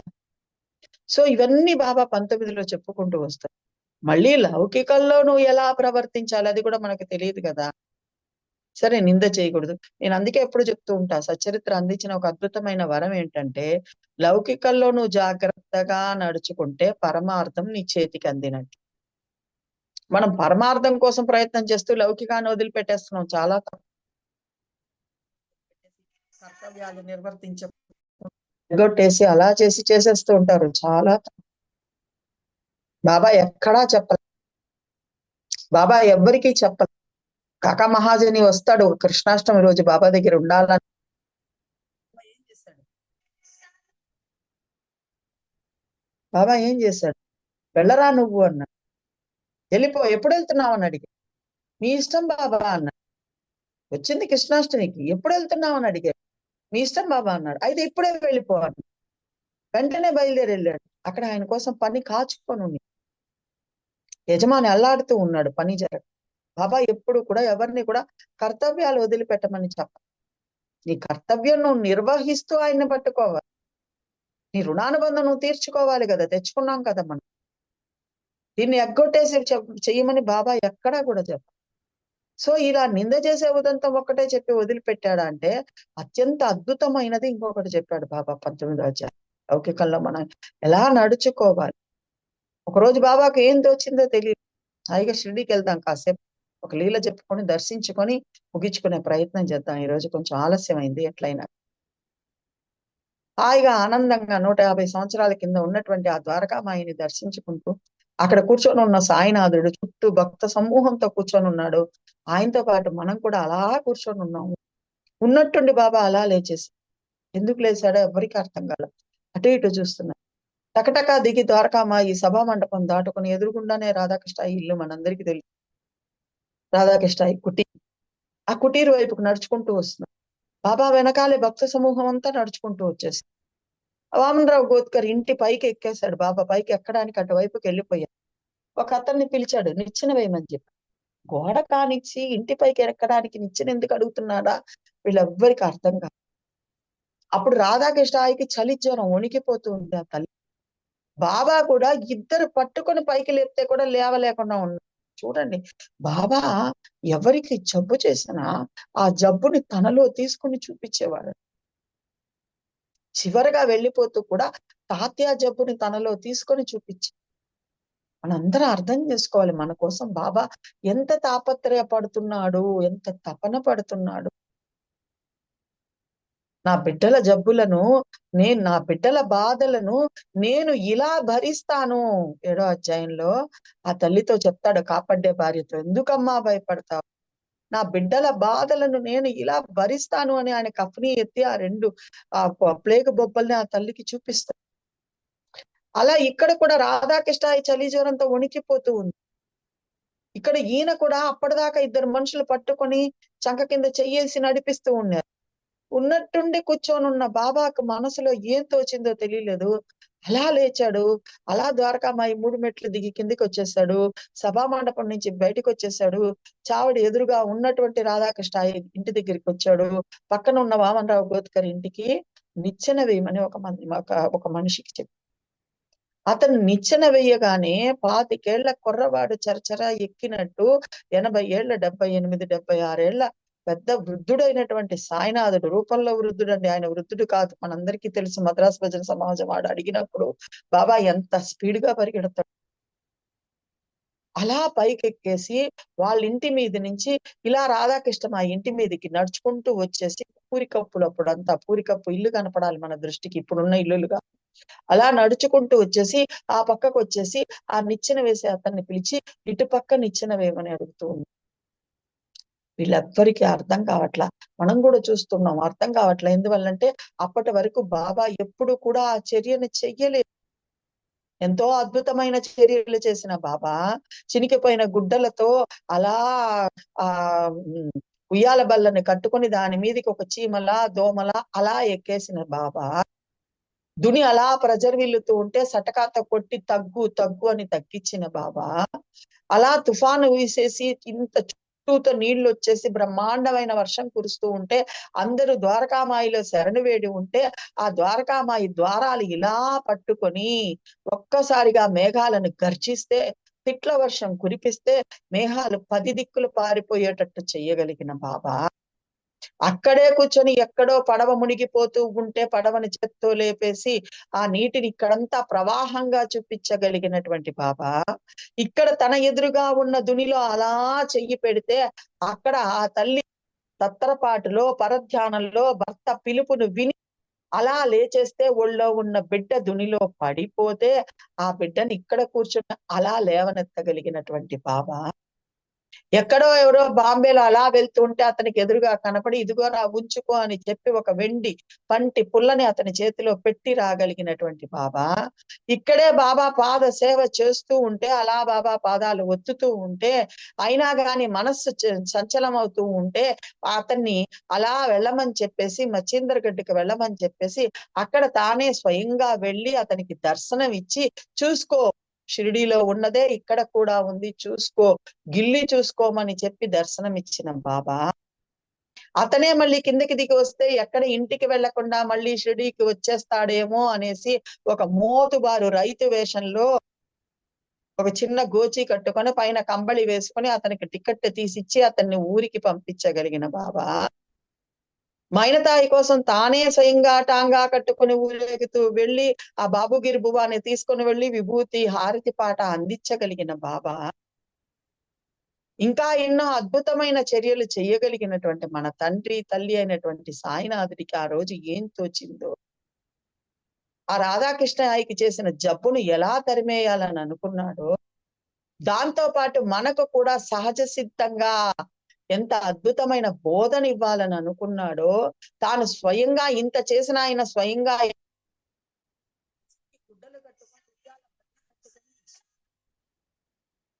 గుడ్డ కట్టుకొని ఉయ్యాల బల్ల కట్టుకొని దాని మీద శయనించగలిగిన ఆయన 4 పక్కల 4 దీపాలు పెట్టుకుని ముడుక్కొని రాత్రి తెల్లవాతులు పడుకోగలిగిన ఆయన కూర్చోగలిగిన ఆయనకి ఆ ఆ పూరి కప్పు ఎక్కడం పెద్ద పని లేదు బాబా ఏ చర్య చేసినా దాని వెనక అంతరార్థం ఉంటుంది మనందరికీ జ్ఞాన బోధ చెయ్యాలన్నదే బాబా ప్రతి చర్య వెనక ఉన్నటువంటి అంతరార్థం దాంతో పాటు మనందరిని ఉద్ధరించే ప్రయత్నమే సాయినాథుడు చేసేది ప్రేమపూరితంగా మనకు అద్భుతమైనటువంటి బోధన అందించటానికే తాను స్వయంగా ఎక్కగలిగి ఉన్నప్పటికీ కూడా ఈ సమస్త విశ్వాన్ని తన ఆధీనంలో ఉంచుకొని మన విధి వ్రాతను మార్చగలిగినప్పటికీ కూడా అలా పిలిచి అతని చేత నిచ్చెన వెయ్యించుకొని రాధాకృష్ణ మా ఇంటి కప్పు మీద నుంచి అటుపక్కకు మళ్ళీ నిచ్చెన వేయించుకొని దిగి దిగంగానే అప్పట్లో 120 130 సంవత్సరాల కింద 100 సంవత్సరాల కిందట 2 రూపాయలంటే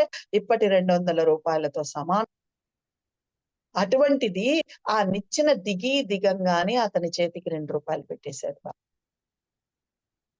అందుకనే బాబా చర్యలు ఎలా ఉంటాయి అంటే ఒక దెబ్బకి 10 పిట్టలు పడిపోవాలి అంతే బాబా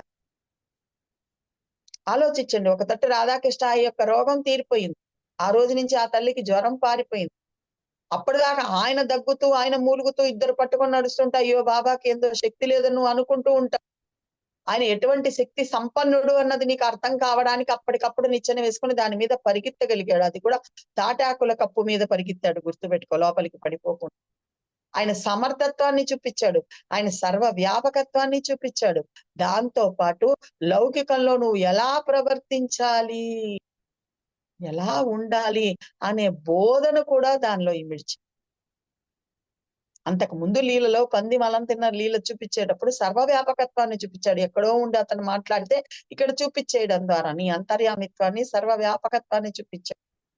నీలో అంతర్యామిని నేనే. ఇక్కడ ఆయన సమర్థత్వాన్ని చూపించాడు. దానితో పాటు మనందరికి బోధ చేస్తున్నాడు.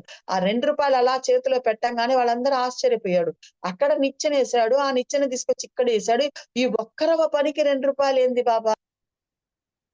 అందరం మనం కూడా అలా అనుకుంటున్నాం. ఇదేంటి అబ్బా ₹2 అంటే 200 బాగా గుర్తు పెట్టుకోండి. ఇప్పుడు ₹2 కాదు, 200 ఇచ్చేసాడు ఏంది బావా? ఆశ్చర్యపోతూ ఉంది. మనలాగే ఒక ఆవిడ ఉండబట్టలేక అడిగేసింది, లేదా ఒక ఆయన అడిగేశాడు, ఏంది బాబా ఇది, ఏంది బాబా ఇది అని అడిగేసి, అప్పుడు బాబా ఏం చేశాడు, ఎవరి చేతైనా ఏ పనైనా చెయ్యించుకోవచ్చు, తప్పు లేదు. ఎవరి శ్రమని ఊరికా తీసుకోకూడదు. ఎంత అద్భుతమైన బోధ, ఆలోచించి చూడు. నువ్వు పని చేయించుకో, నువ్వు చేసుకోలేవు కదా, పనామని పెట్టుకుంటావో, ఇంకెవరినైనా పెట్టుకుంటావో, లేదా నీ బంధువుల్ని పిలుస్తావో, పని చేయించుకో. కానీ వాళ్ళ శ్రమకు తగ్గ ఫలితాన్ని, శ్రమకు తగ్గ కాదు, అవసరమైతే ఇంకా ఎక్కువ ఫలితాన్నే వాళ్ళ చేతికి ఇవ్వు, కానీ వాళ్ళ శ్రమని వృధాగా తీసుకోబాకు. మనం కూడా ఏం చేస్తూ ఉంటాము, ఎవరైనా మనకి దొరికితే వాళ్ళ చేత ఎలా పనులు చేయించుకోవాలని చూస్తూ ఉంటాం. అలా శ్రమను దోచుకోవడం కూడా ఒక పాపమే అన్నది సచ్చరిత్ర మనకు చూపిస్తుంది. సాయినాథుడు మనకు చూపిస్తుంది. చూడండి ఎంత అద్భుతమైన బోధ. ఒక్కసారిగా అక్కడ ఉన్న వాళ్ళందరికీ ఆశ్చర్యం కలిగింది. దాంతో పాటు అక్కడే నిలబడి ఉన్నాం. మనం కూడా వేరే ఎక్కడో లేవు. మనకు కూడా ఆ బోధ అందిస్తూ ఉన్నాం. ఎవరి శ్రమ భారాన్నైనా ఉచితంగా లవలేశమైనా తీసుకోకూడదు.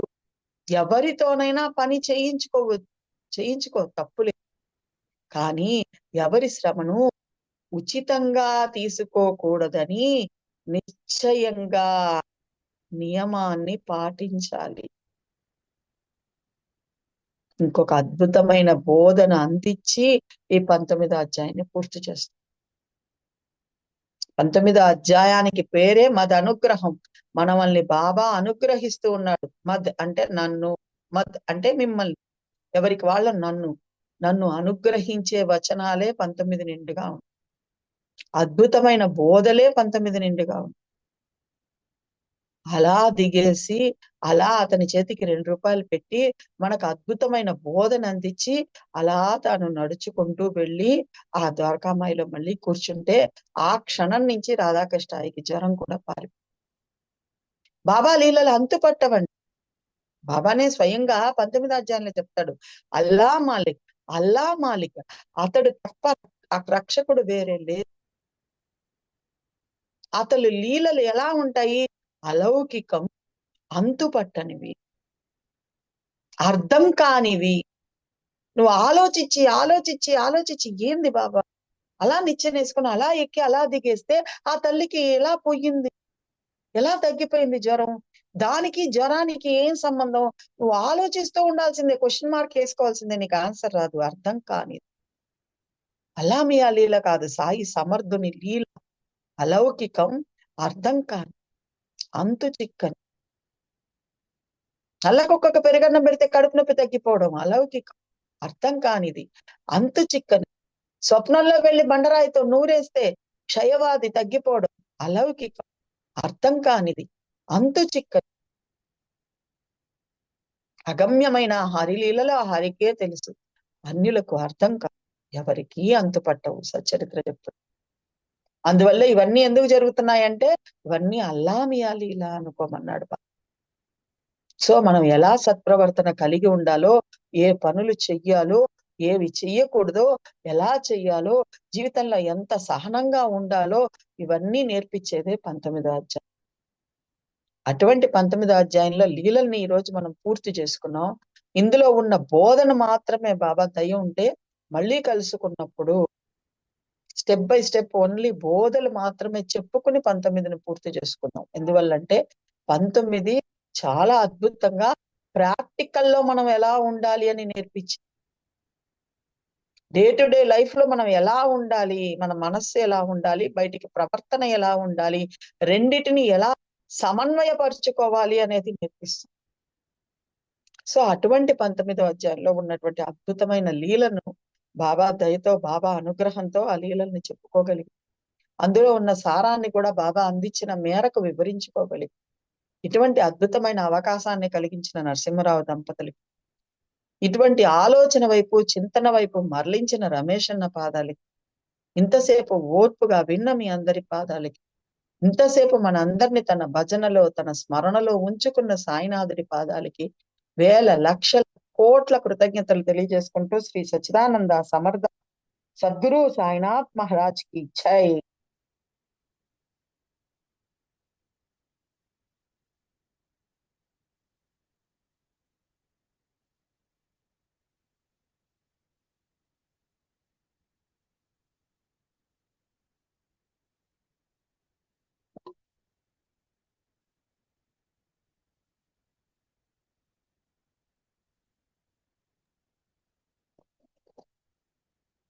ఎవరైనా మాట్లాడాలనుకుంటే ఓపెన్ చేసి మాట్లాడండి.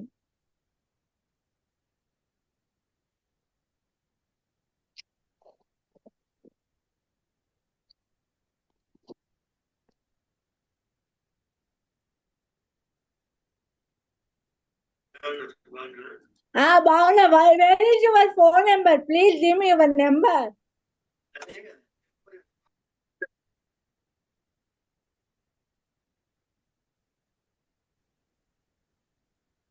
సరోజ్ గారు. సాయిరామ్ అండి. సాయిరామ్. ఆ, నమస్కారం అమ్మగారు. ఉత్తర ద్వార దర్శనం గురించి, భోగి మంటల గురించి ఎంత చక్కగా చెప్పారమ్మా. చాలా అద్భుతంగా చెప్పారు. అది మాకు ఏదో వెళ్తున్నామంటే మోక్షం అనే అనుకున్నాం ఇంతకాలం. మోక్షం కోసమే ఉత్తర ద్వార దర్శనం వెళ్తే అని. కానీ మనలో ఉన్న చెడు గుణాలని వదిలేయడం కోసమే వెళ్ళాలి అన్నది చాలా చక్కగా చెప్పారండి. చాలా చక్కగా అద్భుతంగా చెప్పారు. భోగి కూడా అంతేనండి, ఇలాగే అనుకుంటాం మామూలుగా. ఏదో అగ్నిహోత్రుని చూసుకొని దండం పెట్టుకుంటే మంచిదని అనుకుంటాం, కానీ ఇట్లా మనలోని ఈ చెడ్డ గుణాలన్నీ ఎక్కడ విడిచిపెట్టాలి అన్నది, అది ప్రాక్టికల్ గా ఆచరించడానికి ప్రయత్నించాలండి. చాలా అద్భుతంగా చెప్పారమ్మా. ధన్యవాదాలండి. మీ ప్రవచనం వింటూ ఉంటే కళ్ళమ్మటి నీళ్ళు వస్తుంది. భక్తి భావం బాగా పెరుగుతుంది. భక్తి భావాన్ని పెంచుతున్నారమ్మా మీరు. అందరిలోని కూడా భక్తి భావాన్ని, బాబా పట్ల భక్తి భావాన్ని పెంచుతున్నారు. మీకు చాలా ధన్యవాదాలండి.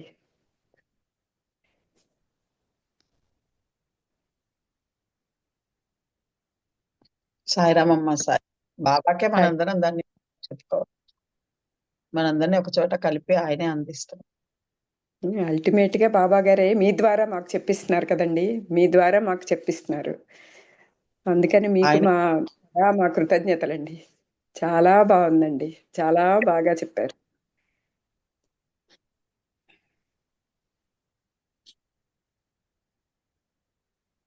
ఎందువల్లంటే 30 ఏళ్ల కిందట ఇవన్నీ లేవమ్మా, మనకు తెలుసు.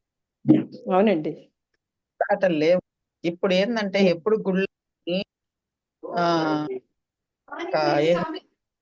ఒక గవర్నమెంట్ వచ్చేసాయో వాటి పెంచుకోవడానికి చేస్తున్నారు చాలా వరకు. వాళ్ళ తప్పు కాదు, మనం జాగ్రత్తగా ఉంటే సరిపోతుంది. మనం ఎవరిని తప్పు పట్టబలం.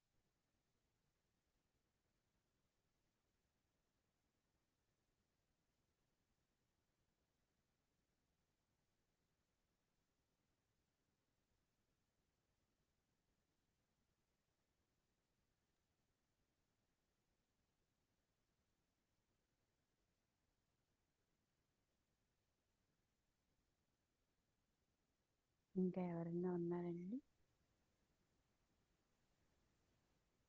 అన్మ్యూట్ చేసుకుని మాట్లాడండి.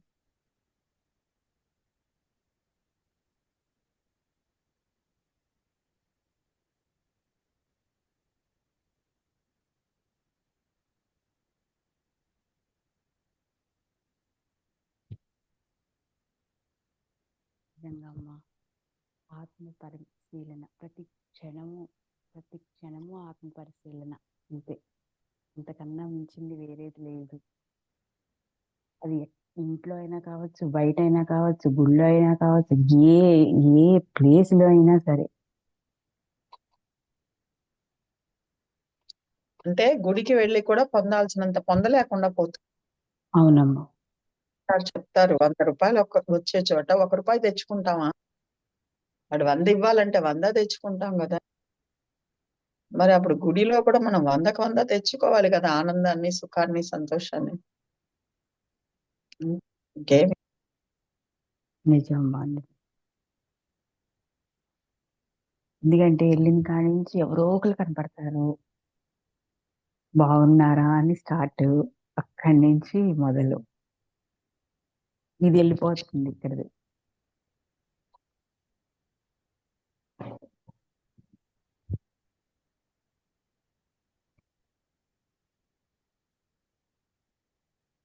సరే అమ్మా, మరి ఎవరు ఏం మాట్లాడట్లే. రమాదేవి గారు వచ్చినట్టున్నారు.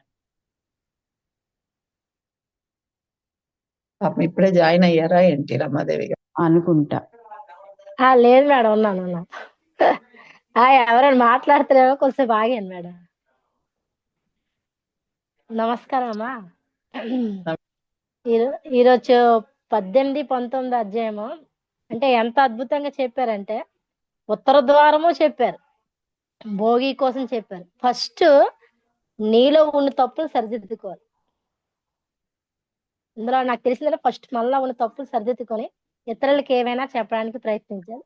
ఒకటి, నీలోనే 24 గంటలు అంతరాత్మ, నీలో చైతన్య శక్తిగా ఆ బాబా ఉన్నారు.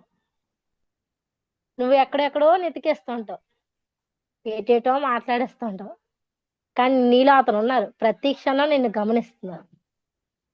మీరు చెప్పింది ఎంత బాగుందంటే అమ్మా, నిజమే. ఉత్తర ద్వారానికి వెళ్తే అమ్మా కంపల్సరీగా సిచ్యువేషన్ ఎదురైపోదు. 4 గంటలకే 4 గంటలకి క్యూ కట్టేస్తారు. ఏ దేవుడికి ఇవ్వట్లేదు, క్యూ ఇవ్వట్లేదు, ఏటమ్మా గోల అంటారు. చాలానమ్మా. అంటే మనకి మైండ్, మనం వెళ్ళింది దైవ దర్శనానికి వెళ్తాం, కానీ మన మైండ్ని డైవర్ట్ చేసేస్తారు. అది అప్పటికప్పుడు నాకు అనిపించింది ఏంటంటే, మీరు చెప్పిన ప్రకారము నీలో ఆ దైవత్వం ఉంది, నువ్వు కంట్రోల్ ఉండు. వాళ్ళేదో మాట్లాడేస్తున్నారులే, నువ్వు కంట్రోల్ ఉండు. నీకంటూ నువ్వు ఇప్పుడు ఒక బాబాని నమ్ముతున్నావు కదా, నువ్వు కంట్రోల్గా ఉండు. వాళ్ళు మాట్లాడితే ఏంటి అనేది ఒకటమ్మా. భోగిదైతే నిజమే, మనలో ఉన్న పాతదనం అంటే పాత వస్తువులను వదిలేస్తాం, ఇల్లుని శుభ్రం చేస్తాం, అన్ని ఏవైతే పాత ఉన్నాయో అన్నిటిని కూడా మనం ఒక బూడిచ్చేస్తాం. తిరిగి రాదు, బూడి తెచ్చుకోం. అంటే మనలో ఉన్నటువంటి ఏ చెడు ఆలోచన ఆ యొక్క అగ్నిలో మనం కాల్చేయాలి. అది ఒకళ్ళ పరంగా 30 ఏళ్ల ఆలోచించినా. కిందట కాదు రమాదేవి అమ్మా, గారు, 30 ఏళ్ల చెప్పండి. కిందట ఏదో దాన్ని కూడా స్టోర్ చేసి పెట్టుకుంది. ఇల్లు అయితే పొద్దున చిమ్ముతాం, ఆ చెత్త తీసి బయట వేసేస్తాం, అవునా కాదా? ఇక్కడ అమ్మా మాత్రం నిజం. పెట్టుకుంటాం. ఆ 30 నిజం ఏళ్ళ అమ్మా, ఇప్పుడు అవసరం అయితే దాన్ని తీసుకొని వాసన చూసుకుంటూ ఉంటాం. నిజం అమ్మా. అదే 100%. అయితే ఆనందం, దాంతో ఇబ్బంది నిజం లే, మంచి నిజం. ఇబ్బంది లే. ఈ చెడుని అవును. తీసుకొచ్చుకొని దుఃఖాన్ని అనుభవిస్తూ, లేదా ఎవరన్నా కనిపిస్తే అప్పుడు అమ్మ ఆమె సంగతి నీకు తెలియదమ్మా, 30 ఏళ్ల కిందట అని ఎత్తుతాం మళ్ళీ. నిజం అమ్మా. అటువంటి అదే వేసేయ మనం వెళ్ళేది పాజిటివ్ థింకింగ్ వెళ్తాం, కానీ ఎక్కడో చిన్నది ఎవరో ఎత్తుతారు, అది అది అది అలా మాటల మీద పెరిగిపోతుంది. అది చాలా చూసాను. ఈ టెంపుల్ అని కాదు, మీరు చెప్తున్న ఉత్తర ద్వారం కాదమ్మా, ఇలా చిన్న చిన్న అంటే ఏదన్నా సంబరాలైనా ఉత్సవాలైనా అక్కడొక్కడనా మనం వెళ్ళిపోదామా, తోసేద్దామా, పక్కడితో పనేటి అన్నట్లే. నిజమమ్మా. అదే అంటే నాకు తెలిసిన విషయం అంటే 24 hours నీలో ఉన్నారు పరమాత్మ. నువ్వు కంట్రోల్ ఉండు, వాళ్ళు వెళ్తే వెళ్ళని, సరే నువ్వు ఆగు, దొరికితే దైవ దర్శనం, లేదా వచ్చేస్తాం. చాలా మంచి విషయం. చాలా అంటే ఉత్తర ద్వారం అంటే స్వామివారిని చూస్తాం, అయ్యగారిని చూస్తాము, దర్శనం చేసుకుని వస్తాం, విష్ణుమూర్తిని అనిపించింది, కానీ అది చాలా భోగి కూడా ఎంత బాగా చెప్పారమ్మా మీరు. నిజమేనది. పాత వదిలేయాలి, కొత్తవే తెలుసుకోవాలి. అది ఏ ఆలోచనలైనా చెడైనా ఏదైనా సరే మనం వదిలేయాలి. అంటే నువ్వేటి మారావు, అసలు నువ్వేటి మారావు అనేది ఎంత బాగా చెప్పారమ్మా. అయితే నేను ఇంకా మారాలి. అందరూ ధన్యవాదాలమ్మా. చాలా చాలా చాలా చాలా ధన్యవాదాలమ్మా. ఈ శనివారము ఒక ఒక మైండ్ రిలాక్సేషన్. ఈ 1 అవర్ కూడా ఒక మంచి విషయాలు ఉంటా. అందరూ సచ్చరిత్ర అంటే ఏదో బాబాసాహెబ్ చరిత్ర, ఇంకోటి అనుకుంటారు. కాదు, అది ఒక మానసిక శాస్త్రం. How to live. అంతే మనకి అమ్మా. మన ఎస్ మాన్యువల్ ఇది. ఎలా బ్రతకాలి ఎస్ అనేది నీ మనసు ఏంటి, నువ్వేంటి అని తెలియజేసేది. నిజం అవునా అమ్మా. కాదా? నీ గురించి చాలా తెలుసు మనకి, మనకి తెలియదు. మన నిజం అమ్మా. గురించి మాత్రమే నిజం సచ్చరిత్ర. నిజం మరి. మన కోసం మనం తెలుసుకోవాలి. చాలా చాలా చాలా ఇంకా అది అలా మారాలంటే ఏదో ఋషులు పోలే. చాలా కష్టం అమ్మా. ప్రయత్నిస్తూనే ఉంటాం. ప్రయత్నిస్తాం. అలనాటి మారారు, ఆనందంగా ఉన్నారు, బాబా దగ్గర హాయిగా ఉన్నారు. మారడం వల్ల ఇబ్బందులు ఏమి రావు. మనం అనుకుంటున్నాం ఏమి రావు. అంతేనమ్మా. గారు మారారు. అంతంత సెనేటరు, అంతంత సొసైటీలకి మెంబర్ గా ఉన్న దీక్షిత్ గారు మారారు. నా కాలి కుంటితనం ఉంటే ఉండని, మనసు కుంటితనం ఎంత అద్భుతమైన పదం అది. ఆలోచించి చూడండి.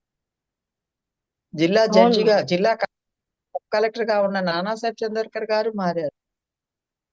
వాళ్ళందరూ మళ్ళీ తర్వాత ఏం వృత్తులు చేసుకోలేదా, ఇల్లు వదిలిపెట్టి సన్యాసించారా? మనకి ఇదొక డౌట్. మరీ అట్లా మారిపోతే ఎవరు సన్యాసించారు బాబా దగ్గర? ఆలోచించి చూడండి. వాళ్ళంతటా వాళ్ళు సన్యాసం పుచ్చుకున్న వాళ్ళు ఒక బాబా దగ్గరికి వచ్చారే గాని, బాబా చుట్టూ చేరిన వాళ్ళంతా మనలాంటి సంసారులే. నిజమా కాదా? చాలా ఒక అమ్మా. నిజం. అయినా మనలాంటి వాళ్ళే ఆయన చుట్టూ ఉన్నారు. సో మారితే ఏదో అయిపోతుందని భయం మాత్రం పడపాకండి. ఏం కాదు, బాబా మన వెంటే లాస్ట్ వీక్ మేడం గారు చెప్పారమ్మా. లాస్ట్ వీక్ ఓడిపో, ప్రేమించు. ఎంత అది ఎంత బాగుందంటే ఆ పదం. చెప్పారు అక్క.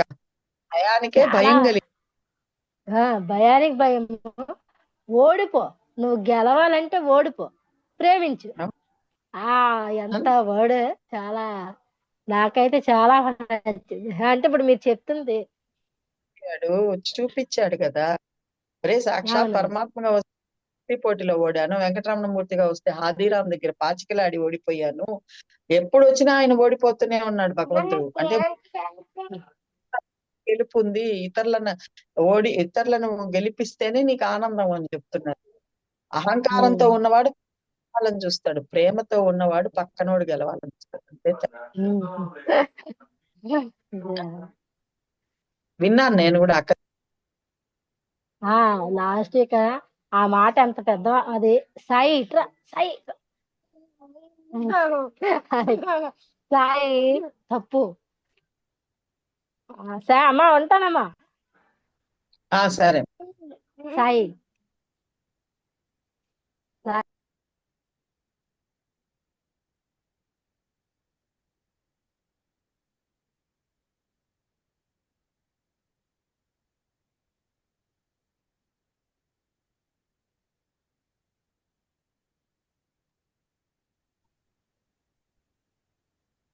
మేడం నాది చిన్న డౌట్ మేడం.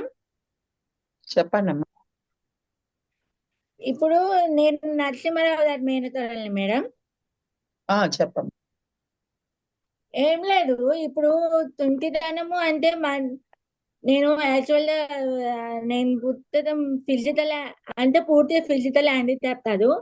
అంటే కొంతమంది నన్ను ఫిజికల్ హ్యాండిక్యాప్ తో పుట్టావు అంటున్నాడు. నేను పుట్టదన్నుడు అట్లా పుట్టలే. మాట సరిగ్గా రాదు, అట్లానే పూర్తిగా ఇది రాదు. కానీ కొంచెం నాకు అప్పుడప్పుడు బాధ అనిపిస్తుంది, ఎందుకు ఇట్లా పుట్టాను అని. ఎందుకమ్మా బాధ? నా మనసు అదంటే మా మామయ్య చెప్తాడు నా గురించి. మా మామయ్య మా లక్ష్మి అత్తయ్య చెప్తాడు నా గురించి.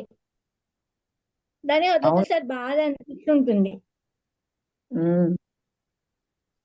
ఇతరులు ఏదైనా అన్నప్పుడు బాధ అనిపిస్తుంది, కరెక్టే. కానీ నువ్వు గుర్తు పెట్టుకోవాల్సిన ఒక విషయం ఏంటంటే, మన ప్రారంధం వల్ల లేదా ఇంతకు ముందు జన్మల కర్మల వల్ల మనకి ఈ స్థితి వచ్చినా, మనల్ని వెన్నంటి మనల్ని తన ఒళ్ళో ఒక పెట్టుకొని చూసుకునే సాయినాథుడి దగ్గరికి వచ్చాం మనం. నిజమా అబద్ధం? నీకు బాబా అది అంటే ఇష్టమే, కరెక్టే. బాబా అంటే ఇష్టమే చాలా కదా, మేడం. చాలా నా ఇష్టం పేరు కదా. సాయి విద్యాలక్ష్మి లాయరి. నేను బాబా అనుగ్రహంతోనే పుట్టాను.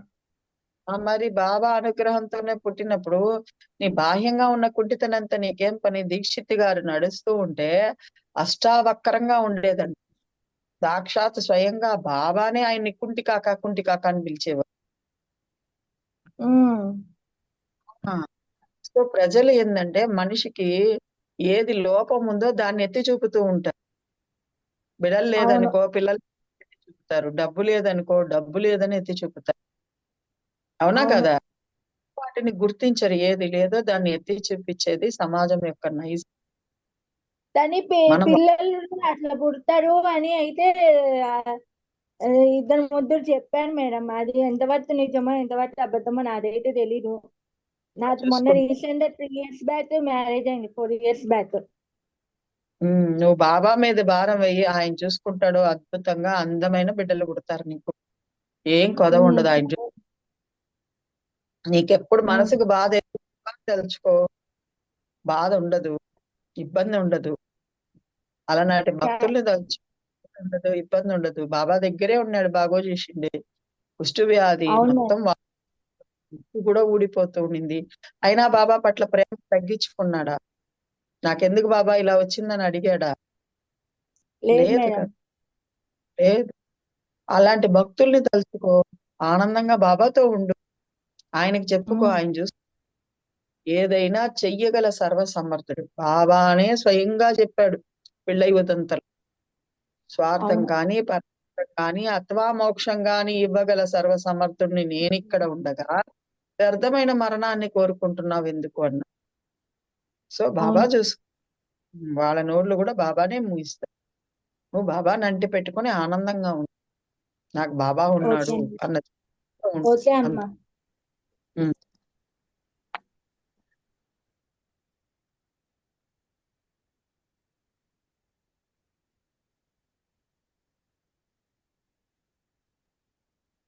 థ్యాంక్ యూ అమ్మా చెప్పినందుకు. కొంచెం బాధ అని పోయింది నాకు.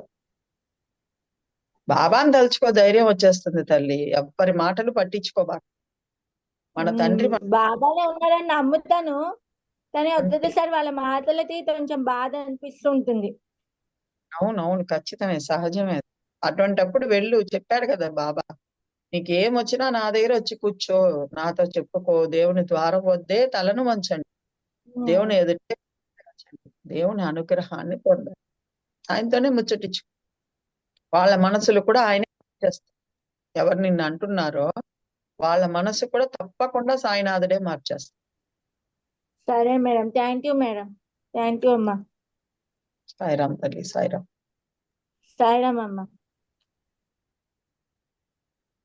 నాదొక చిన్న డౌట్ అమ్మా. ఇప్పుడు బాబాని పూజించే వాళ్ళు వేరే దేవుళ్ళని పూజించేటోడు అని ఏమైనా రూల్ ఉందా? ఏం లేదమ్మా. బాబానే స్వయంగా ఉన్నప్పుడు, ఆయనకు సశరీరంగా ఉన్నప్పుడే ఎవరిని వాళ్ళని వాళ్ళ దారిలోనే పోనిచ్చాడు. మేవుడికి శివుడు ఇష్టమైతే తానే శివలింగాన్ని తీసి ఆయనకి ఇచ్చాడు. పురందరే అవును. విష్ణుమూర్తి పూజిస్తుంటే నువ్వు విష్ణుమూర్తినే పూజించుకోరా అన్నాడు. మనకు అర్థం కావాల్సిన ఒక విషయం ఏంటంటే, సాయిబాబా సకల దేవతా స్వరూపం. నువ్వు ఏ దేవి అవును. దేవతను పూజించినా అది బాబాకే చెందుతుంది. వాడు కుడుములు పెట్టాడురా, నేను కడుపు నిండా తిన్నాను అన్నాడు.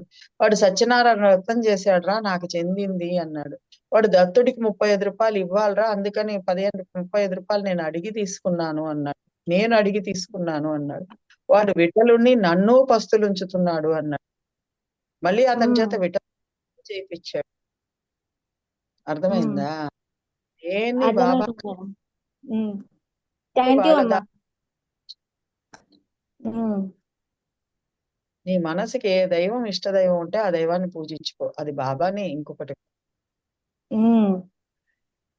ఆ క్లారిటీ ఉంటే చాలు. ఆ బాబా అంటుంటారు కదమ్మా సప్తామాలి తేతాయని. ఉన్నది ఒక్కటే నాన్న, చక్కెర ఉన్నది ఉమ్, ఒక్క. నువ్వు స్వీట్ అంగడికి వెళ్తే అన్నిట్లో ఉండేది ఆ చక్కెరే. కానీ ఒకదాన్ని లడ్డు అవును అన్నం, జిలేబీ అన్నం, ఒకదాన్ని బాదుషా అన్నం, ఒకదాన్ని మైసూర్ పాక్ అన్నం. కానీ లోపల ఉమ్, అంతర్లీన అన్ని చక్కెరతో చేసిన వస్తువులే కదా. అవును అవునా కాదు? ముడి పదార్థం అవును ఒకటే కదా. ఆ, నువ్వు రాముడు అన్నా కృష్ణుడు అన్నా ఏమన్నా పదార్థం ఒక్కటే, ఆత్మస్వరూపమే. ఉమ్, అందువల్లే బాబా చెప్పాడు సబ్కా మాలిక్ ఏక్, ఒకటే ఉన్నది. అవును ఆయన పేరుతో దాన్ని కొలుచుకో. ఉమ్.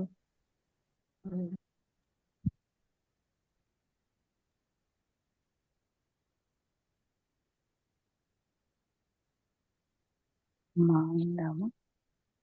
అలాగే. ఈ సచ్చిదానంద సమర్థ సద్గురు సాయినాథ్ మహారాజ్ కి జై.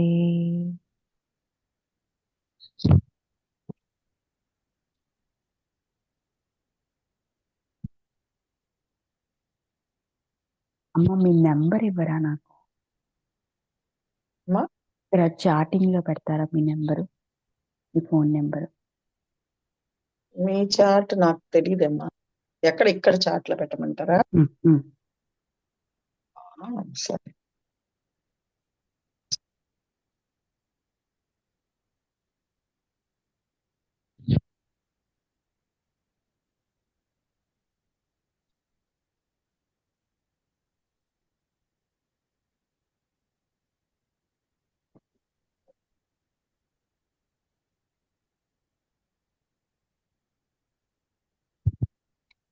పెట్టాను.